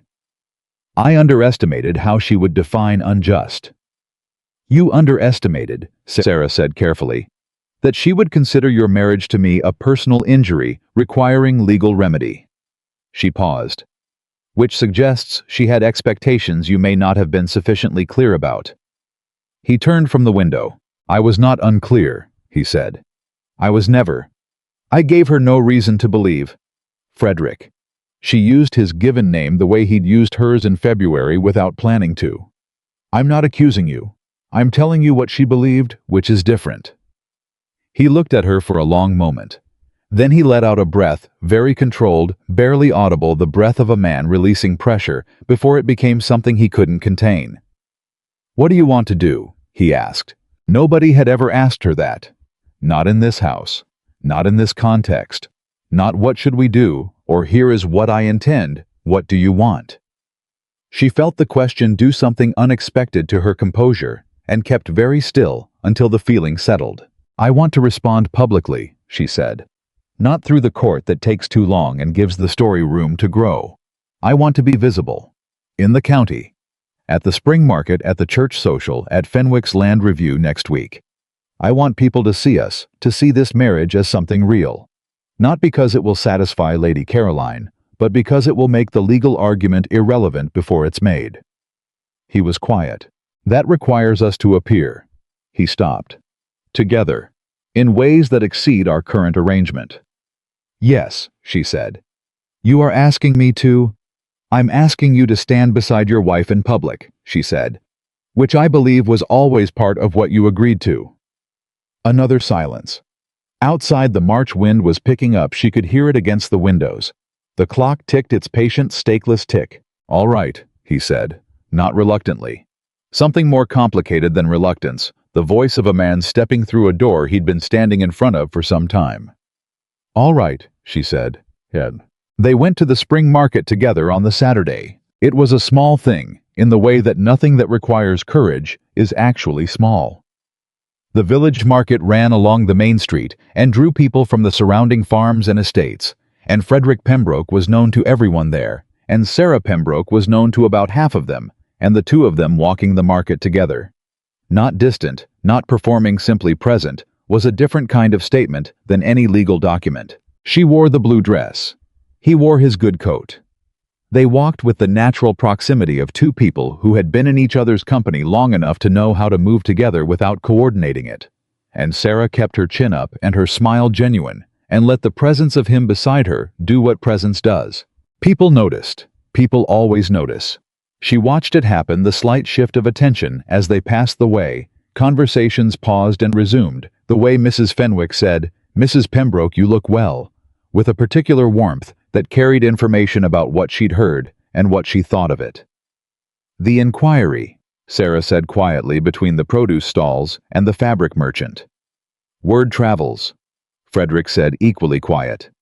"What are they saying?" Howe was silent for a beat. "That you married me for the money. That I coerced a desperate girl." His voice was flat with controlled anger. "Neither of which is true. I know neither of which is true. I want—" He stopped walking, turned to face her there between the stalls, with the market moving around them like a river around two stones. "I want to make clear to you that I know neither of which is true." She looked up at him. He was in the light, the pale March light that was still learning how to be warm again, and his face was open in a way she hadn't seen it before. Not calculating, not managing. Just present and earnest, and carrying the particular weight of a man who was not accustomed to saying things and was saying them anyway. "I know," she said. "You came to my house with nothing but your word," he said. "And you gave this estate—" He stopped again, jaw tight. "You gave it considerably more than a word." People were looking. She was aware of people looking. She was aware that this moment, this man turning to face her in a public market, with his expression stripped of its customary armor, was doing more for their situation than any legal brief. She was also aware that she didn't care about that right now. "Frederick," she said, "we can continue this conversation later if you'd prefer." "I would not prefer," he said. "I have been preferring later for 4 months, and I have found that later has a habit of becoming never." She said nothing. She waited. "I want to apologize," he said. "For the terms I offered you in November.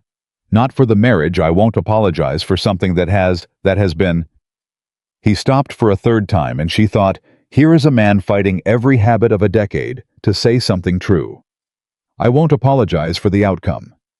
But the terms I offered you were the terms I would offer a business arrangement, and you deserved more consideration than that." The market moved around them. Somewhere a child laughed. A cart horse shifted its weight. Sarah looked at Frederick Pembroke, precise armored, unlearning his armor, one word at a time, and felt something she had been carefully not naming for 2 months arrive in her chest with the authority of something that has been patient long enough. "You are apologizing," she said, "in the middle of a market." "I am aware. Where everyone can see." "I am aware of that too." She let the small curve come to her mouth. Not a full smile, something quieter. Something that was just for him. "Then I accept," she said. He looked at her for a moment longer than he usually allowed himself. Then he offered her his arm, formally, correctly, the way he'd offered it the day they married, and she took it, and they walked on through the market together, and the watching people saw what they saw, and the story began to change. The thing that broke everything open came 3 days later, and it came from a direction Sarah hadn't been watching. She'd gone to the village on Tuesday to speak with Mrs. Fenwick about a drainage question from her husband's holdings, and she'd stopped at the apothecary afterward for some items for Agnes, who was still building her strength back. She was on her way out when she heard her name. Not her name, her family's name. 2 women in the narrow street not looking at her. They hadn't seen her emerge from the shop. One of them was the wife of a local solicitor. The other Sarah recognized from church, the wife of a farmer from the North Parish. Milligirl married him for the money, everyone knows it. The debt, of course, that's how she got him. Lady Caroline says the whole arrangement was designed to trap him. Felt sorry for Pembroke, honestly, a man like that. Sarah stood in the doorway of the apothecary and let the words land. She let all of them land, everyone without flinching, because she'd been taught early that flinching only invited more. Then she walked into the street. The two women looked up. The moment of recognition was electric. She saw it go through them, the simultaneous understanding of what they'd been overheard saying and by whom. She did not stop walking. She did not confront them. She acknowledged them with the nod of a woman who has heard everything and has decided what to do with it, and she kept walking because she had somewhere to be. She drove back to Pembroke Manor, with the reins too tight in her hands and her jaw set, and she told herself all the way home that she was not hurt because hurt was a luxury and she had work to do. She almost believed it. She went directly to the library, pulled out the ledger she'd been working on for the previous 6 weeks, and she did something she had been building toward without quite admitting it. She had found in the course of her work on the estate accounts a pattern in the tenant records that pointed to something larger than drainage problems or labor miscounts. 6 tenant families across the estate spread across 3 overseers' territories. So no one overseer would have the full picture, had each experienced small, unexplained costs. Maintenance fees that weren't recorded against actual work done. Supply charges that appeared in the accounts but had no corresponding delivery records. The amounts were individually small. Added together across 6 tenancies, across 3 years, they came to something just under £400. She had said nothing. She had kept compiling. She had wanted to be certain before she brought it forward because uncertain accusations were the most dangerous kind. By Tuesday evening, she was certain. The pattern ran through Craddock's records on one side and through a second overseer named Marsh on the other, and the single thing that connected them was a supply merchant in the next county, whose invoices bore a signature that on examination used the same pen pressure and the same slight leftward lean as a set of authorization letters in Craddock's files. She didn't sleep that night. She sat at her desk until 2 in the morning, and she wrote it all out, every figure, every cross-reference, every linked record in a clear, organized document that left no room for interpretation. In the morning, she brought it to Frederick. He read it at his desk, and this time she watched the thing that happened to his face and recognized it immediately, because she'd seen it once before in the solicitor's office on the morning they'd married, the expression of a man encountering a reality he had not manufactured and cannot dismiss. He read it through. He turned back to the figures. He cross-referenced 2 items against his own ledgers. Then he set it down. £400, he said. Approximately. I may have missed some records. How long did this take you? Since January, she said. I wasn't sure until this week. He was quiet.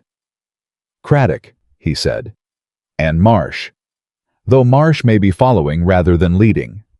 He looked at the document, looked at his own ledgers, looked at the document again. Sarah. His voice was very quiet. This is... He stopped. Something moved across his face. She caught it for just a second before it was controlled again, but she caught it. It was not just anger. It was something rawer than anger.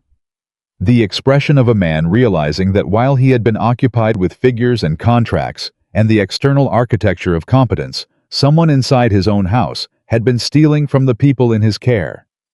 From Hargrove, from Fenwick, from 6 families who worked land they didn't own and had trusted the system that governed them. This is my fault, he said. It is Craddock's fault, she said. I didn't look. His jaw was tight. I managed the top line, and I trusted the men below it, and I didn't look at what was happening to the people at the bottom. He looked at her. You looked. That's what you asked me to do. I asked you to manage the household, he said, not the tenancies. I know, she said. I did it anyway. He held her gaze for a long moment. You did, he said softly. You did it anyway. She watched him reach for the document again, and she watched him pick up his pen, and she watched Frederick Pembroke begin to write a letter to his solicitor with the particular velocity of a man who has been still for too long and has finally found the thing he needs to move toward. Craddock will be gone by the end of the week, he said, still writing. Marsh will be suspended pending review. The 6 families will receive restitution from the estate. I'll absorb the cost directly. It's my responsibility. They'll want to know why, she said. I'll tell them why. He kept writing. The truth is generally the most efficient option. She looked at the back of his bent head, his focus, his certainty, the particular posture of a man doing what he should have done, and doing it without hesitation, now that he saw it clearly. Frederick, she said. He looked up. She held his gaze for a moment. Just a moment. You are a good man, she said, even when it takes you a while to find your way to it. His pen stopped. The room was very quiet. He looked at her with an expression she had never seen on him before, stripped of everything. No management, no precision, no careful distance. Just a man 40 years old, if she counted the years he'd spent growing up too fast, looking at the woman across his desk, as though she were something he hadn't known he was looking for. Sarah, he started. The door opened. Thomas Bennett stood in the doorway, with the expression he reserved for emergencies, and one look at his face told Sarah that whatever had just been in the air between her and Frederick was going to have to wait. The county magistrate has received a formal complaint, Bennett said. Lady Caroline's family has escalated the inquiry. There is to be an official hearing. He looked between them. In 2 weeks. The room changed. Frederick stood up. Sarah stood up. And the thing that had been growing in the space between them, unnamed, carefully untended, powerful in the way of things that grow without permission, pressed itself into a corner and waited patient, as everything real, for the storm to pass. 2 weeks. That was what they had before the magistrate's hearing, and Frederick moved through the first of those 2 weeks, like a man who had finally been given a problem large enough to match his capacity for solving things. He contacted the family solicitor in London before noon, on the day Bennett delivered the news. He wrote to 3 men he knew in the county court structure, not asking for favors. He was precise about that, simply ensuring that the full factual record of the marriage arrangement was documented and available. He commissioned a formal legal opinion on the 1812 Marriage Act provision the Whitmore family had cited, and the opinion came back in 4 days, confirming exactly what he'd told Sarah. The legal argument was weak.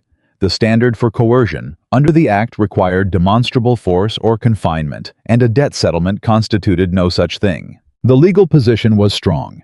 He told Sarah so. She nodded and said very little, and he noticed the quality of her silence, and stored it away in the part of him that had been storing information about Sarah Miller. Sarah Pembroke since the day she'd sat across his desk and asked him what he would gain from their arrangement. She was worried, not about the law, about something else. He didn't ask directly. He'd gotten better at asking over the course of 5 months in her company, but he wasn't yet good at it, and this particular question felt like it required more precision than he currently had. What he didn't know, what he would not know until it was almost too late, was that Sarah was carrying something she hadn't brought to him. Something she'd heard in the village street and folded up and put away with the particular efficiency of a woman who had spent her life managing her own hurt so that other people wouldn't have to. The magistrate's hearing was scheduled for a Thursday at the county courthouse, and in the 10 days preceding it, the village talked. Sarah knew it was talking because she could feel the slight adjustment in the way certain women greeted her at the church social. The careful temperature of conversations that had been warmer before the way Lady Caroline's name came up in the vicinity of hers, with increasing frequency and decreasing subtlety.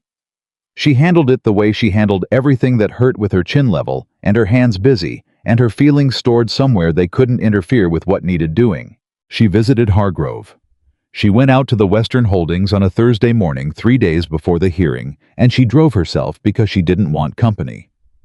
Richard Hargrove met her at the gate to his farmyard with the expression of a man who had received unexpected good news and was still in the process of believing it. Mrs. Pembroke. He took his hat off. An old gesture she'd seen it from the older men on the estate, a courtesy that came from deep habit. You didn't have to come out here. I wanted to, she said. I wanted to see how the new arrangement is sitting. It's sitting fine.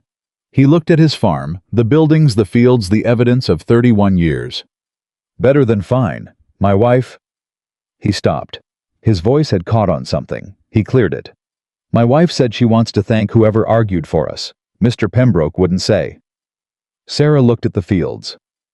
Mr. Pembroke made the decision, she said carefully. That's what matters. Hargrove looked at her sideways.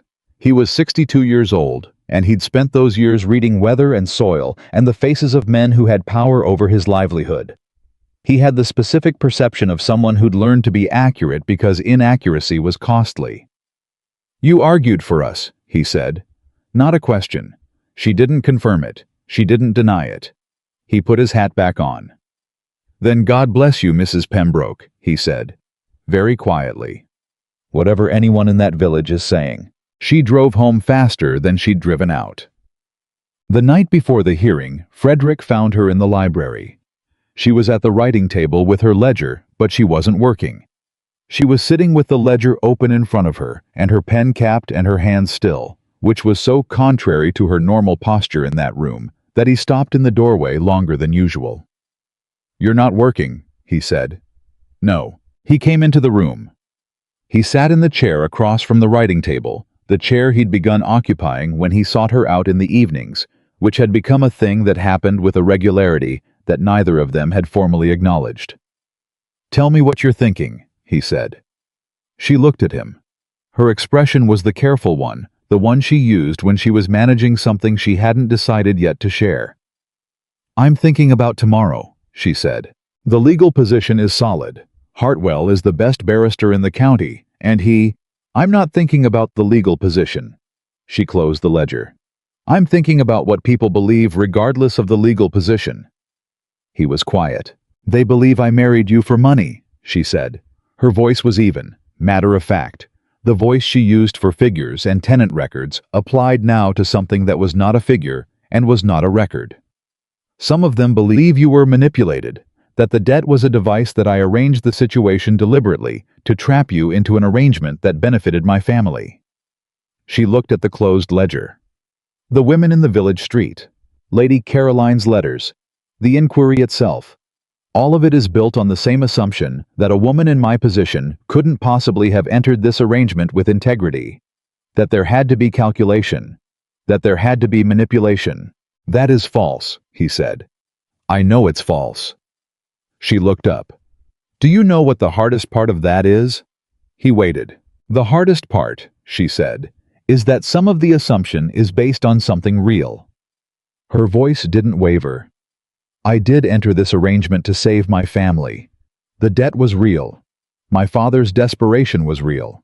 The calculation was real.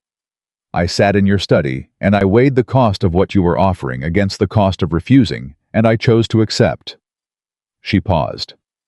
The fact that I entered it honestly, that I told you exactly what I was and what I wasn't, and what I expected from it, doesn't change the fact that the decision was made from necessity. And people who hear the outline of the story, without the detail of the room, will hear coercion, because necessity and coercion look similar from a distance. Frederick looked at her for a long time. You've been carrying this, he said, very quietly, since the village. She said nothing. He'd remembered. Of course he had. He'd seen her face when she'd returned from the village on Tuesday, and he'd stored it in that careful way of his. Why didn't you tell me? Because you were solving the legal problem, she said. And the legal problem needed solving. Sarah. He leaned forward, his elbows on his knees, his hands clasped his face at a level closer to hers than he usually allowed, the particular posture of a man who had decided that the space between them was something he was going to reduce. I am asking you to tell me what you need, not what the situation needs, what you need. She looked at him, at the gray eyes that were not slate anymore, or they were slate but lit the way wet stone caught light. At the jaw that was not carved for displeasure, but was simply a face that had spent too long holding displeasure because nothing else had been available. I need tomorrow to be over, she said. It will be. I need people to stop defining me by the worst possible interpretation of a decision I made for the best possible reasons. They will. His voice was certain in a way that wasn't dismissive. It was the certainty of a man who intended to make something true. And I need— She stopped. Say it. I need to know that you don't believe it, she said. The worst interpretation. I need to know that the man I've been living beside for 5 months, who has watched me work and argue and make decisions. I need to know that you understand why I said yes in November. Not just what you gained, what it cost me. And that you understand that I paid that cost honestly and without regret, and that I would pay it again. The fire had burned low. The library was warm and quiet and close with the particular intimacy of rooms at night, and Frederick Pembroke sat across from his wife and felt something arrive in his chest with the authority of a thing that had been traveling toward him for a very long time. I know, he said. I have known since December. Since the morning you told me you'd used your own allowance for Agnes, and I understood what that meant, that you had already decided that the people in this house were worth spending on, before you had any reason to believe this house would return the gesture. He looked at his hands. I have known since the January meeting when you dismantled Craddock's records in front of 6 men, and then handed me the credit for it because you understood that the outcome mattered more than the acknowledgement. His voice dropped. I have known since the market when you stood beside me in front of everyone who was watching, and you smiled at me as though you chose me. As though it wasn't obligation or calculation or survival. As though you saw something in me worth standing beside. She was very still. I did, she said, quietly. I do. He looked up. Then hear me when I tell you this.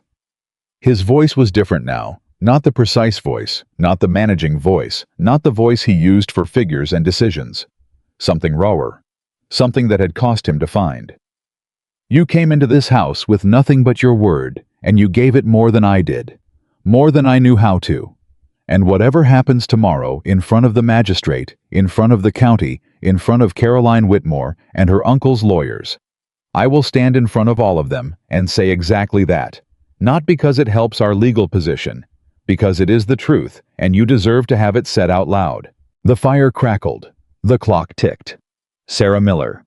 Sarah Pembroke looked at the man across from her and felt 5 months of careful, disciplined, sensible emotional management quietly come undone. Frederick, she said very low. I know, he said. I'm not asking for anything. I understand that what I offered you in November was not— Stop talking, she said. He stopped. She looked at him for a long moment with an expression that was not the professional composure and not the measured patience, and not any of the faces she'd shown him in 5 months of careful coexistence. It was just her face, direct and open and a little afraid and entirely real. You are a very slow man, she said, to arrive at the things you know. He almost smiled. It was closer than it had ever been. I am aware, he said. The morning of the hearing arrived cold and clear. Thomas Bennett had the carriage ready at 8. Frederick came downstairs in his best coat. Sarah came down in a dark green dress that was the most serious thing she owned, and that she had pressed herself the night before, because pressing her own clothes was something she'd always done, and she hadn't stopped just because she now had a house full of people who could do it for her. Bennett stood in the hall. He looked at both of them. The solicitor will meet you at the courthouse, he said. Hartwell arrives at 9. Then he paused, and in the pause was everything he'd watched accumulate in this house over 5 months. You are presenting a strong case. We are presenting the truth, Frederick said. In my experience, Bennett said quietly, those are occasionally the same thing. They rode to the courthouse in a silence that was different from all their previous silences. Not armored, not waiting. The silence of 2 people who have said the important things and don't need to fill the space with lesser ones. The courthouse was a stone building in the center of the village that served multiple county functions and had seen over its decades enough human difficulty to have developed a philosophical neutrality about it. The magistrate's hearing room was on the 2nd floor, small formal, with benches along the walls and a central table where the magistrate would sit. Lady Caroline Whitmore was already there when they arrived. She had brought 3 members of her family, an uncle, who Sarah recognized as the senior Whitmore solicitor, and a woman who appeared to be a personal friend, and who had the expression of someone who had come to witness a satisfying development. Lady Caroline herself sat very straight and very composed, and met Sarah's gaze across the room, with the coolness of a woman who had been beautiful and well-connected, long enough to have confused those qualities with invulnerability. The solicitor. Hartwell, the best in the county, as Frederick had said, was a compact, efficient man who shook Frederick's hand, and then, to Lady Caroline's visible notice, shook Sarah's hand with equal deliberateness. The magistrate, a man named Aldous Crane, who had the weathered face of someone who'd spent 30 years watching human beings attempt to harm each other through legal means, called the proceeding to order at 9 o'clock exactly. The Whitmore case was presented first. The Uncle Whitmore, the solicitor, was practiced and smooth. He outlined the circumstances of the debt, the timing of the marriage, the discharge of the obligation, the absence of independent counsel for Sarah.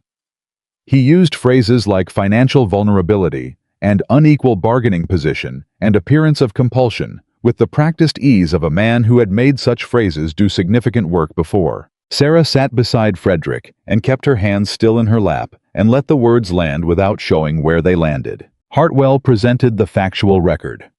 He entered the original debt document, the marriage contract, the solicitor's notes from the day of the arrangement notes, that confirmed Sarah had been advised of her rights, had been offered time to seek her own counsel, and had explicitly declined, stating that she understood the terms and did not require additional time. He entered the estate accounts, showing the changes in the household's operation since November, the cost reductions, the tenant improvements, the Hargrove arrangement, the Craddock findings, as evidence that Mrs. Pembroke had functioned not as a coerced party, but as an active and capable participant in the estate's management. He entered Agnes's doctor's bill paid from Sarah's personal allowance as the kind of exhibit that seems small and turns out to be considerable. Magistrate Crane listened to all of it with the attention of a man who had learned not to decide things before they were fully presented. Then he said, "I will hear from Mrs. Pembroke directly." The Whitmore solicitor began a legal objection.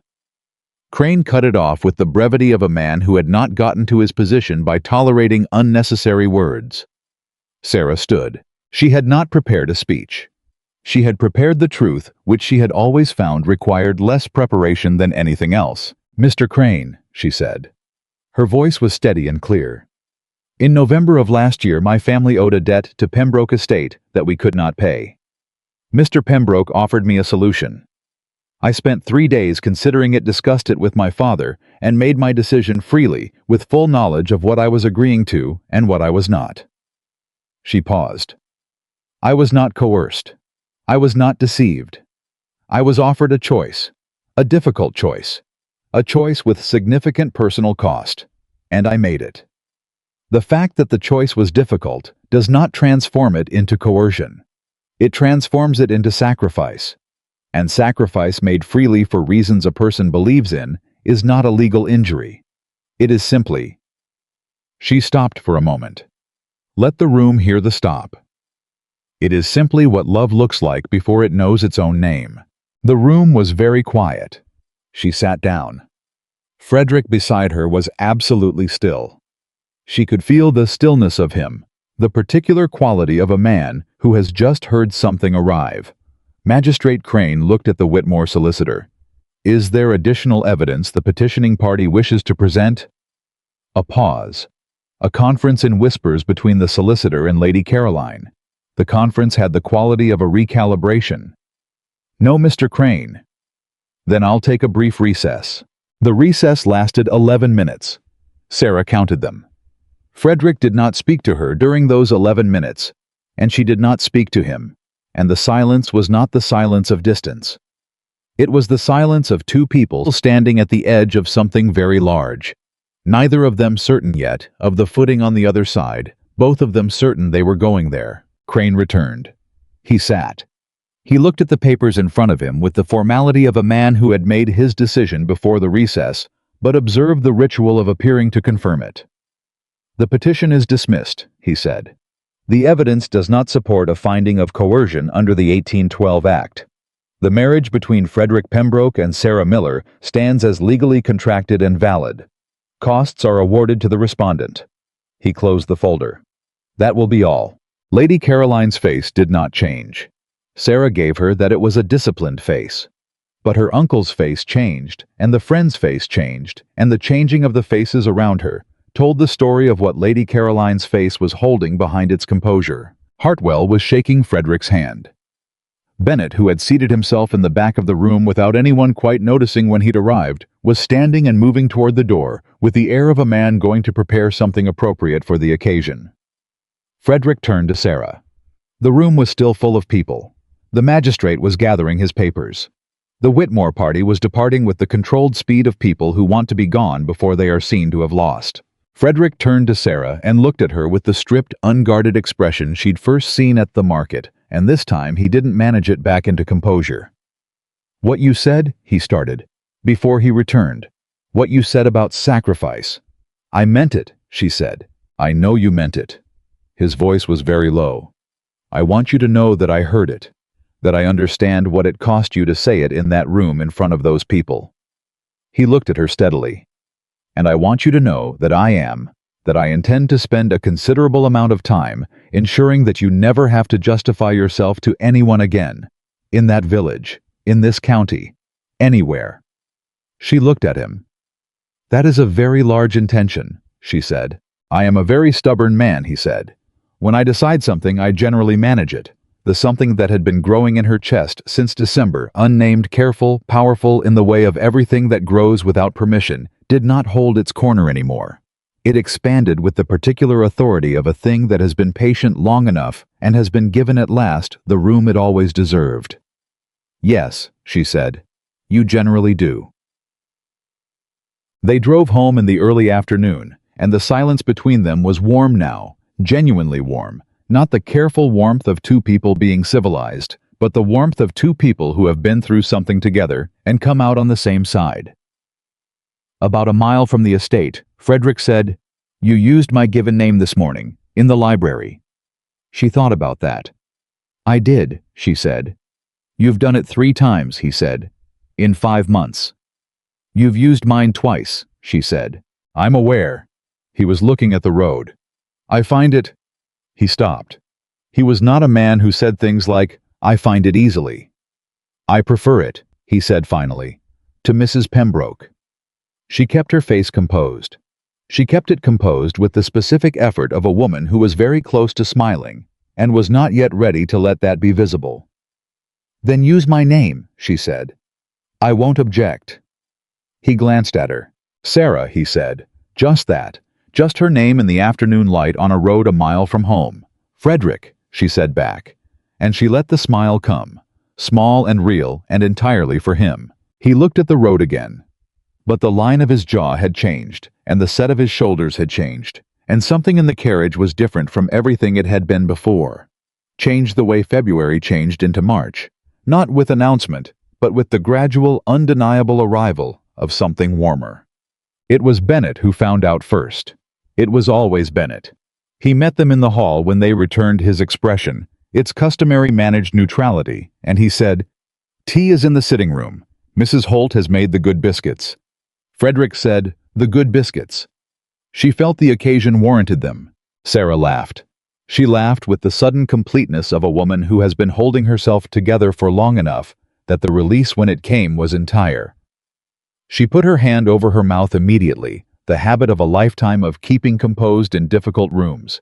But the laugh had already happened, and it filled the hall of Pembroke Manor with a sound that the hall had not heard in a very long time. Frederick stared at her. She looked at him over her hand. Her eyes were bright. The laugh had not entirely subsided. "I'm sorry," she said.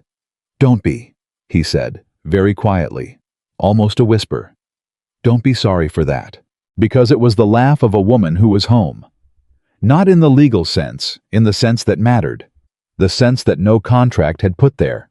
The sense that had built itself, brick by careful brick, out of tenant ledgers, and kitchen conversations, and holly on the hall wall, and a 62-year-old farmer at his gate, and 11 minutes in a magistrate's recess, and a name said aloud in a carriage a mile from where they were standing.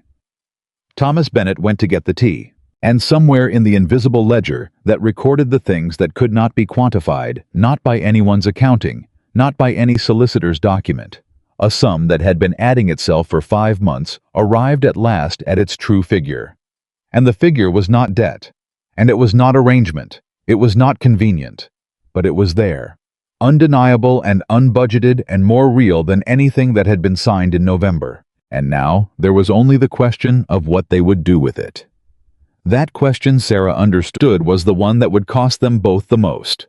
And the most important ones always did. The question of what to do with it did not answer itself overnight. That was the thing about real things, they didn't resolve on schedule. They didn't arrive with the clean finality of a magistrate closing a folder and awarding costs. They arrived, and then they sat in the house with you taking up space in every room, present at every meal, visible in every glance that lasted a half-second longer than courtesy required. April came. The estate moved into its spring rhythm planting, surveying the particular busyness of land waking up after winter, and Sarah moved with it because movement had always been her answer to uncertainty. She oversaw the kitchen garden rotation she'd planned since January.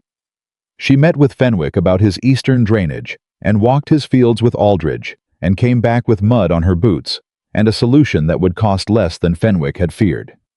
She corresponded with the new overseer Frederick had appointed to replace Craddock, a younger man named Graves, who had come with strong references and the particular eagerness of someone who understood he was being given a chance. She did all of this with her customary efficiency, and she was aware every single day that Frederick was watching her do it. Not supervising, not managing. Watching the way a man watches something he has come to value and is afraid in some wordless place, below reason of losing. She recognized the fear because she felt it too, from the other direction. They had said the true things in the library the night before the hearing. They had said her name, him and his name in a carriage a mile from home. They had stood in the hall, and she had laughed, and he had looked at her as though the sound of it was something he wanted to memorize. And since then, they had been exquisitely, almost painfully careful with each other. Dinner was still at 7. He still arrived exactly on time. She still poured her own tea rather than waiting. But the silences between them had changed their character entirely.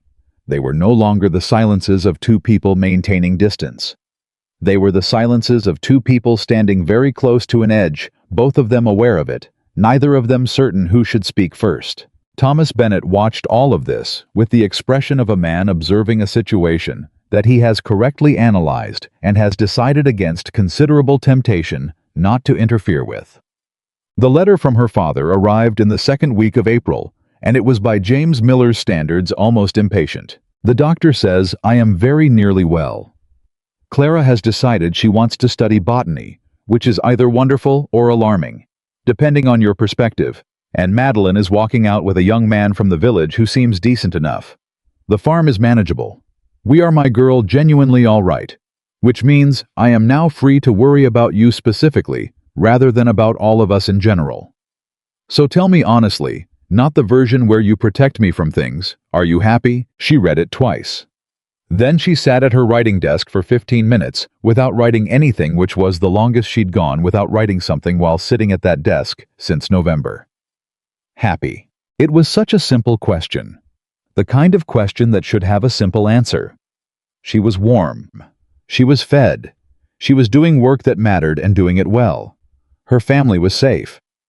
By any measure that she had applied to her life for the past 6 years. The practical measures, the survival measures.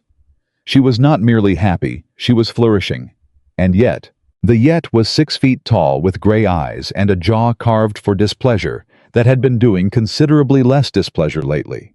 And it was the thing she had been carefully not writing to her father about for 5 months, and she was tired of not writing about it. She wrote, "I think I might be Papa. I think I am becoming something I didn't expect to become in this house, and it frightens me slightly, which is probably a sign that it is real. Don't ask me to be more specific than that yet. But yes, I think yes." She sealed it before she could revise it. The thing that broke the careful equilibrium was not a dramatic event. It was a Tuesday morning and a missing ledger. She had been working on the spring accounts, consolidating the quarter's figures into a summary she'd been preparing for Frederick's review, and she couldn't find the March provision ledger. She checked her desk, the writing table in the library, the small sitting room. Not there. She went to the study. Frederick was at his desk. He looked up when she came in, and she saw at the slight shift in his expression that happened now when she entered a room. the attention immediate and undisguised that he'd stopped trying to manage. "The March provision ledger," she said. "Have you seen it?" "I took it this morning," he said. "I wanted to review the butter contract renegotiation." He opened the top drawer and retrieved it. "Here." She took it. Their hands did not touch. The ledger passed between them with an inch of air that felt in that particular moment like considerably more. She turned to go. "Sarah?" She turned back. He was still at his desk, but he'd turned in his chair to face her fully, not the managing posture, not the leaning over figures posture, just facing her. "I want to talk to you about something," he said. "Not estate business." She waited. "I have been—" He stopped. He looked at his hands. This was the tell she'd learned when Frederick Pembroke looked at his hands. He was about to say something that cost him. "I have been trying to determine the right time for a particular conversation, and I have concluded that the right time is a fiction I have been using to avoid having it." She came back into the room. She sat down in the chair across his desk, the same chair she'd sat in November the first time. She put the ledger in her lap and folded her hands on top of it. "Then have it," she said. He looked at her directly. "I told you in November that I required a wife for practical reasons," he said. "That the marriage was an arrangement. That I was not offering sentiment." He paused. "I told you that because it was true at the time, and because I had spent a decade being true in exactly that way, practical, unsentimental, clear-eyed about what things were and what they weren't." Another pause. Longer. "What I did not anticipate." He stopped again. The clock ticked. The fire breathed. "Frederick." Her voice was very gentle. The gentleness she usually reserved for Agnes, and for Hargrove, and for her sisters. The gentleness she had been careful until now not to aim directly at him.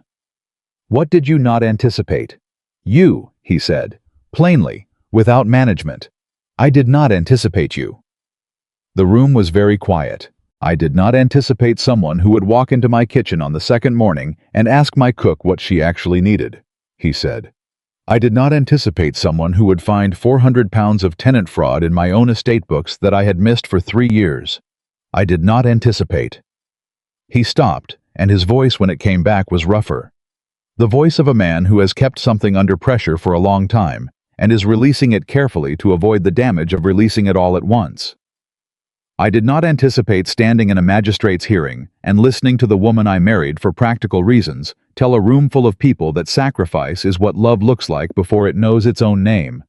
And feeling—" He stopped. "And feeling as though she was describing something that had been happening in this house for 5 months that I had been too practiced at not seeing to see." Sarah did not move. She barely breathed. "I am not good at this," he said. "I want you to know that I know that. I am not a man who says these things easily or well. I have been a closed house for a long time, and I am aware of what that has cost, what it costs a person to live beside a closed house and try to make it warm." His jaw worked. "You made it warm, without being asked, without requiring me to deserve it first. And I did not—" His voice dropped. "I did not deserve it first, Sarah. I gave you a contract. I gave you a room in the East Wing and a household allowance and the courtesy of waiting for you to sit before I sat. And you gave this estate its life back. You gave—" He stopped fully. She waited. "You gave me a reason to come to dinner," he said very low.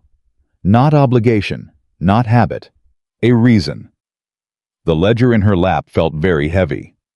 "Frederick," she said, "I know I have no right to ask anything of you that was not in the original arrangement," he said. "I know that what I offered you was not. I know it was not—" "Stop," she said. He stopped. She put the ledger on the desk between them. She stood up. She walked around the desk deliberately without rushing the way she walked when she had made a decision and was moving toward it, and she stood in front of him, and she looked at him at close range with nothing between them. "You are a very precise man," she said, "who is being at this moment extraordinarily imprecise."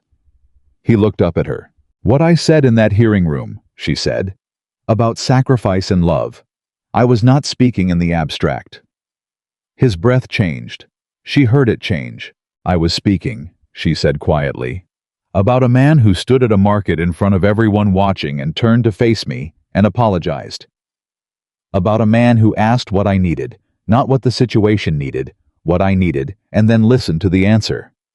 About a man who used my name in a carriage on the way home from a courthouse and made it sound like something he'd been saving. Frederick Pembroke, who had not reached for anything in 10 years that he had not been certain of, first reached up and took her hand.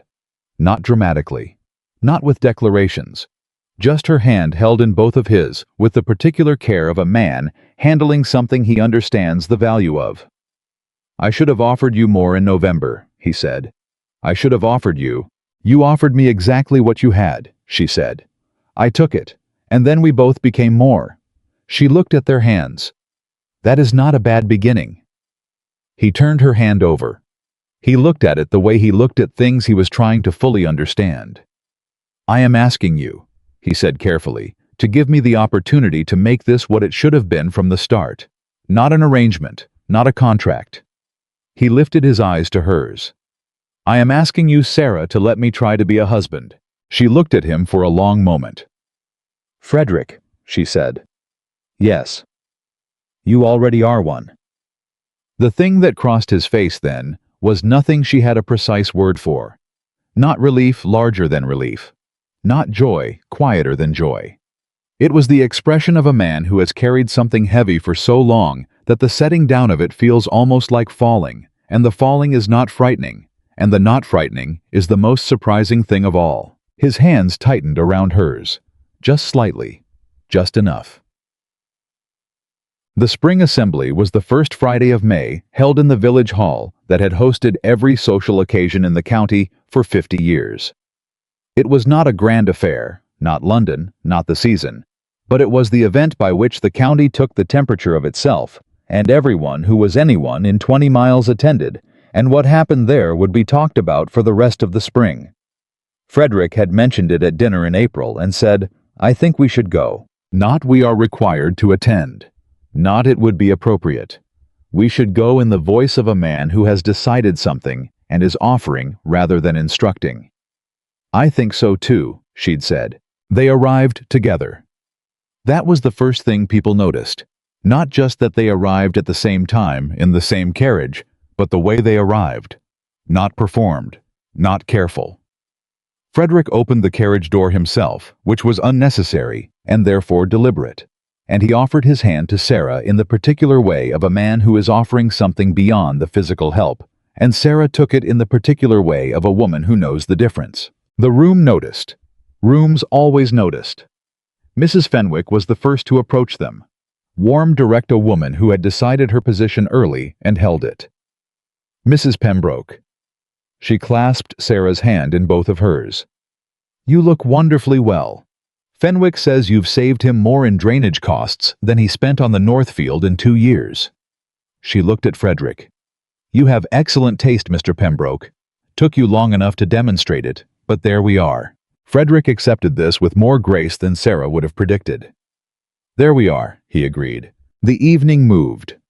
Sarah talked with Fenwick about the spring planting, and with Mrs. Holt's sister who had come in from the next village, and with 3 women she had not spoken with before the hearing, and who were now approaching her with the slight extra warmth of people who have reassessed their position and are not going to make a production of saying so.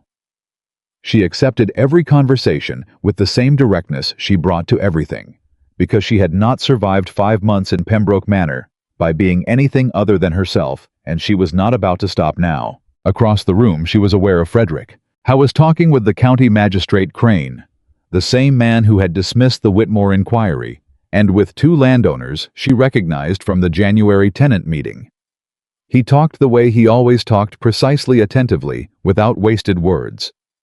But occasionally his eyes moved across the room to find her, and when they found her, they stayed a moment, and then he returned to his conversation, and she returned to hers, and the looking and the returning had the comfortable quality of something practiced, something trusted. Lady Caroline was not there. Sarah had wondered. She did not ask about it, but she noticed the absence, and somewhere below her carefully maintained composure, she felt a small thing relax that had been tense since November. Near the end of the evening, Frederick appeared at her side. She had been standing near the windows with Mrs. Fenwick, who took one look at Frederick's expression and said something about finding her husband, and withdrew with the tact of a woman who had been married 30 years and knew precisely when to leave. "Ready?" he asked. "Almost." She looked at the room, the people, the light, the ordinary texture of a county evening that felt from where she was standing quite extraordinary. "I want to remember this." "Remember what specifically?" She glanced at him. "The first time I was in a room full of people and did not spend the entire evening calculating what they thought of me," she said. "It's a new experience. I'd like to mark it." His hand found the small of her back. Brief, warm, certain. "Mark it," he said quietly. She did. There was one more thing that needed doing, and Sarah had known it for weeks. On a Saturday in mid-May, she drove herself to her father's farm. She went alone. Frederick had offered to come, and she'd said not yet. This conversation belonged to her and her father first. James Miller was in the garden when she arrived. Genuinely in the garden, not resting in it, but working in it, which meant the doctor had been right about the recovery. He looked up when he heard the carriage, and the look on his face when he saw her was the look she had been carrying in her chest since November. The look that made every difficult thing she'd done worth the doing. He held her for a long moment when she reached him. "You look different," he said, pulling back to examine her face. "Do I?" "You look—" He searched for the word. "Settled. Is that the right word?" "It might be," she said. They went inside. Her mother's kitchen, still her mother's kitchen, in the essential way of rooms that belong to people who are no longer in them, with Clara's botany books spread across the table and Madeline's new curtains on the windows. It was whole. The Miller household was whole, and she had helped make it so, and that fact sat in her quietly without needing acknowledgement. She told her father about the hearing. She'd written the essential facts, but she told him the inside of it.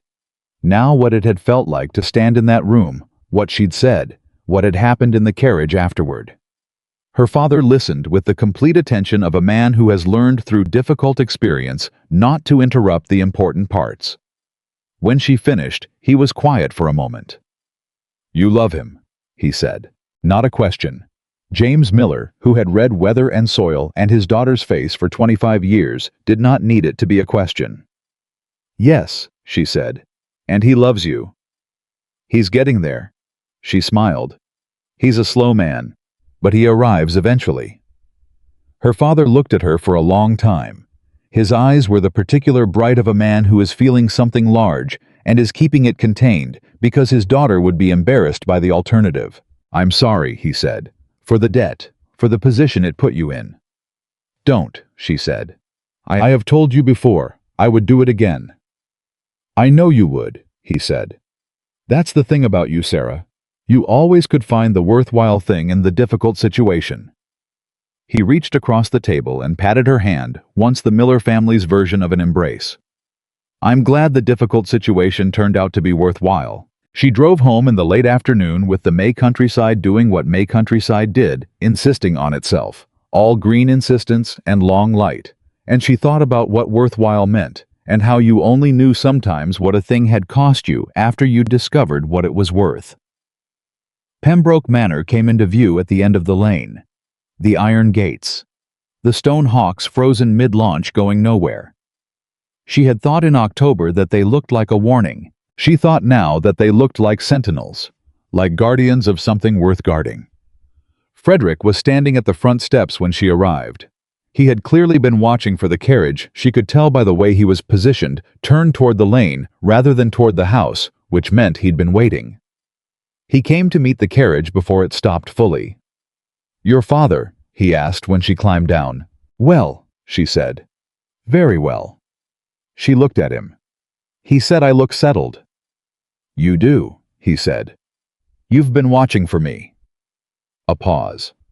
The honesty that had been growing in him since the library in March moved across his face. "Yes," he said simply. She looked at him, standing in the afternoon light. This man who had offered her a contract and received something he hadn't contracted, for who had spent 10 years closing his house and 5 months watching it open, who had held her hand and said, "I am asking you to let me try to be a husband. with the seriousness of a man who understood that some things once asked cannot be taken back. "Come inside," she said. "I'll tell you about it." He offered his arm. She took it. They walked through the front door of Pembroke Manor together, and the door closed behind them, and the house settled around them with the particular sound of a structure that has been waiting to be inhabited the right way. It was Thomas Bennett who told the story later to anyone who asked, and in the county over the years that followed, a number of people asked. He told it without embellishment, because embellishment was not his style. He said a young woman arrived at these gates in October with a worn leather bag and the last of her pride, and she walked into the most well-defended house in the county, and she did not try to breach the defenses. She simply made herself so indispensable to the truth of the place that the defenses stopped making sense. He said Frederick Pembroke had built the finest estate in the county. Sarah Miller built the finest home. He said the difference between those two things is everything. In June, Frederick took Sarah to the garden he'd been neglecting since his father's death. Not his mother's kitchen garden.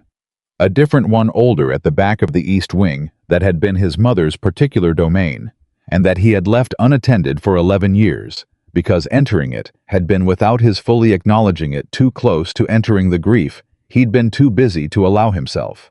I took her there on a Tuesday morning without explanation, and he stood at the gate and looked at the overgrown space inside it, and Sarah stood beside him and looked too and said nothing, because she had learned definitively when nothing was the right thing to say. After a long moment, "She would have liked you," he said. "My mother." His voice was even, but the effort of the evenness was audible. "She liked people who knew what they thought and said it without apology." "I would have liked her," Sarah said. "A woman who sang off-key, but enthusiastically. That's a woman with the right priorities." He almost smiled, more than almost. "I want to restore it," he said. "The garden. I've been thinking about it since Christmas, since the holly." He looked at her. "I thought you might want to be involved in deciding what it becomes." She looked at the overgrown space, at the potential in it. "I'd like that very much," she said. He opened the gate. They walked in together into the overgrown quiet of a place that had been waiting like several things in this house for the right people to decide what to do with it. She reached over and took his hand, not waiting for him to reach first, not waiting for the right moment, which she had always known was a fiction. Just his hand in hers, in the June light, in the garden of a woman she had never met, and already felt she knew. He held on, not as a man honoring a contract, not as a man fulfilling an obligation, as a man who had been given entirely without deserving it first, a home, and who had finally learned to hold it properly. She had come to Pembroke Manor with nothing but her word. She had kept it, every syllable, every day, in every ledger and kitchen conversation and county hearing and overgrown garden. And Frederick Pembroke, precise, armored, slow to arrive, and absolute once he did, had kept his too. Not the contract. The one he'd made without knowing he was making it on the day a woman with a worn leather bag and a level chin walked into his study and asked him before she agreed to anything what he would gain. That was the one that held. That was the one that would always hold. And it was enough. It was more than enough. It was everything.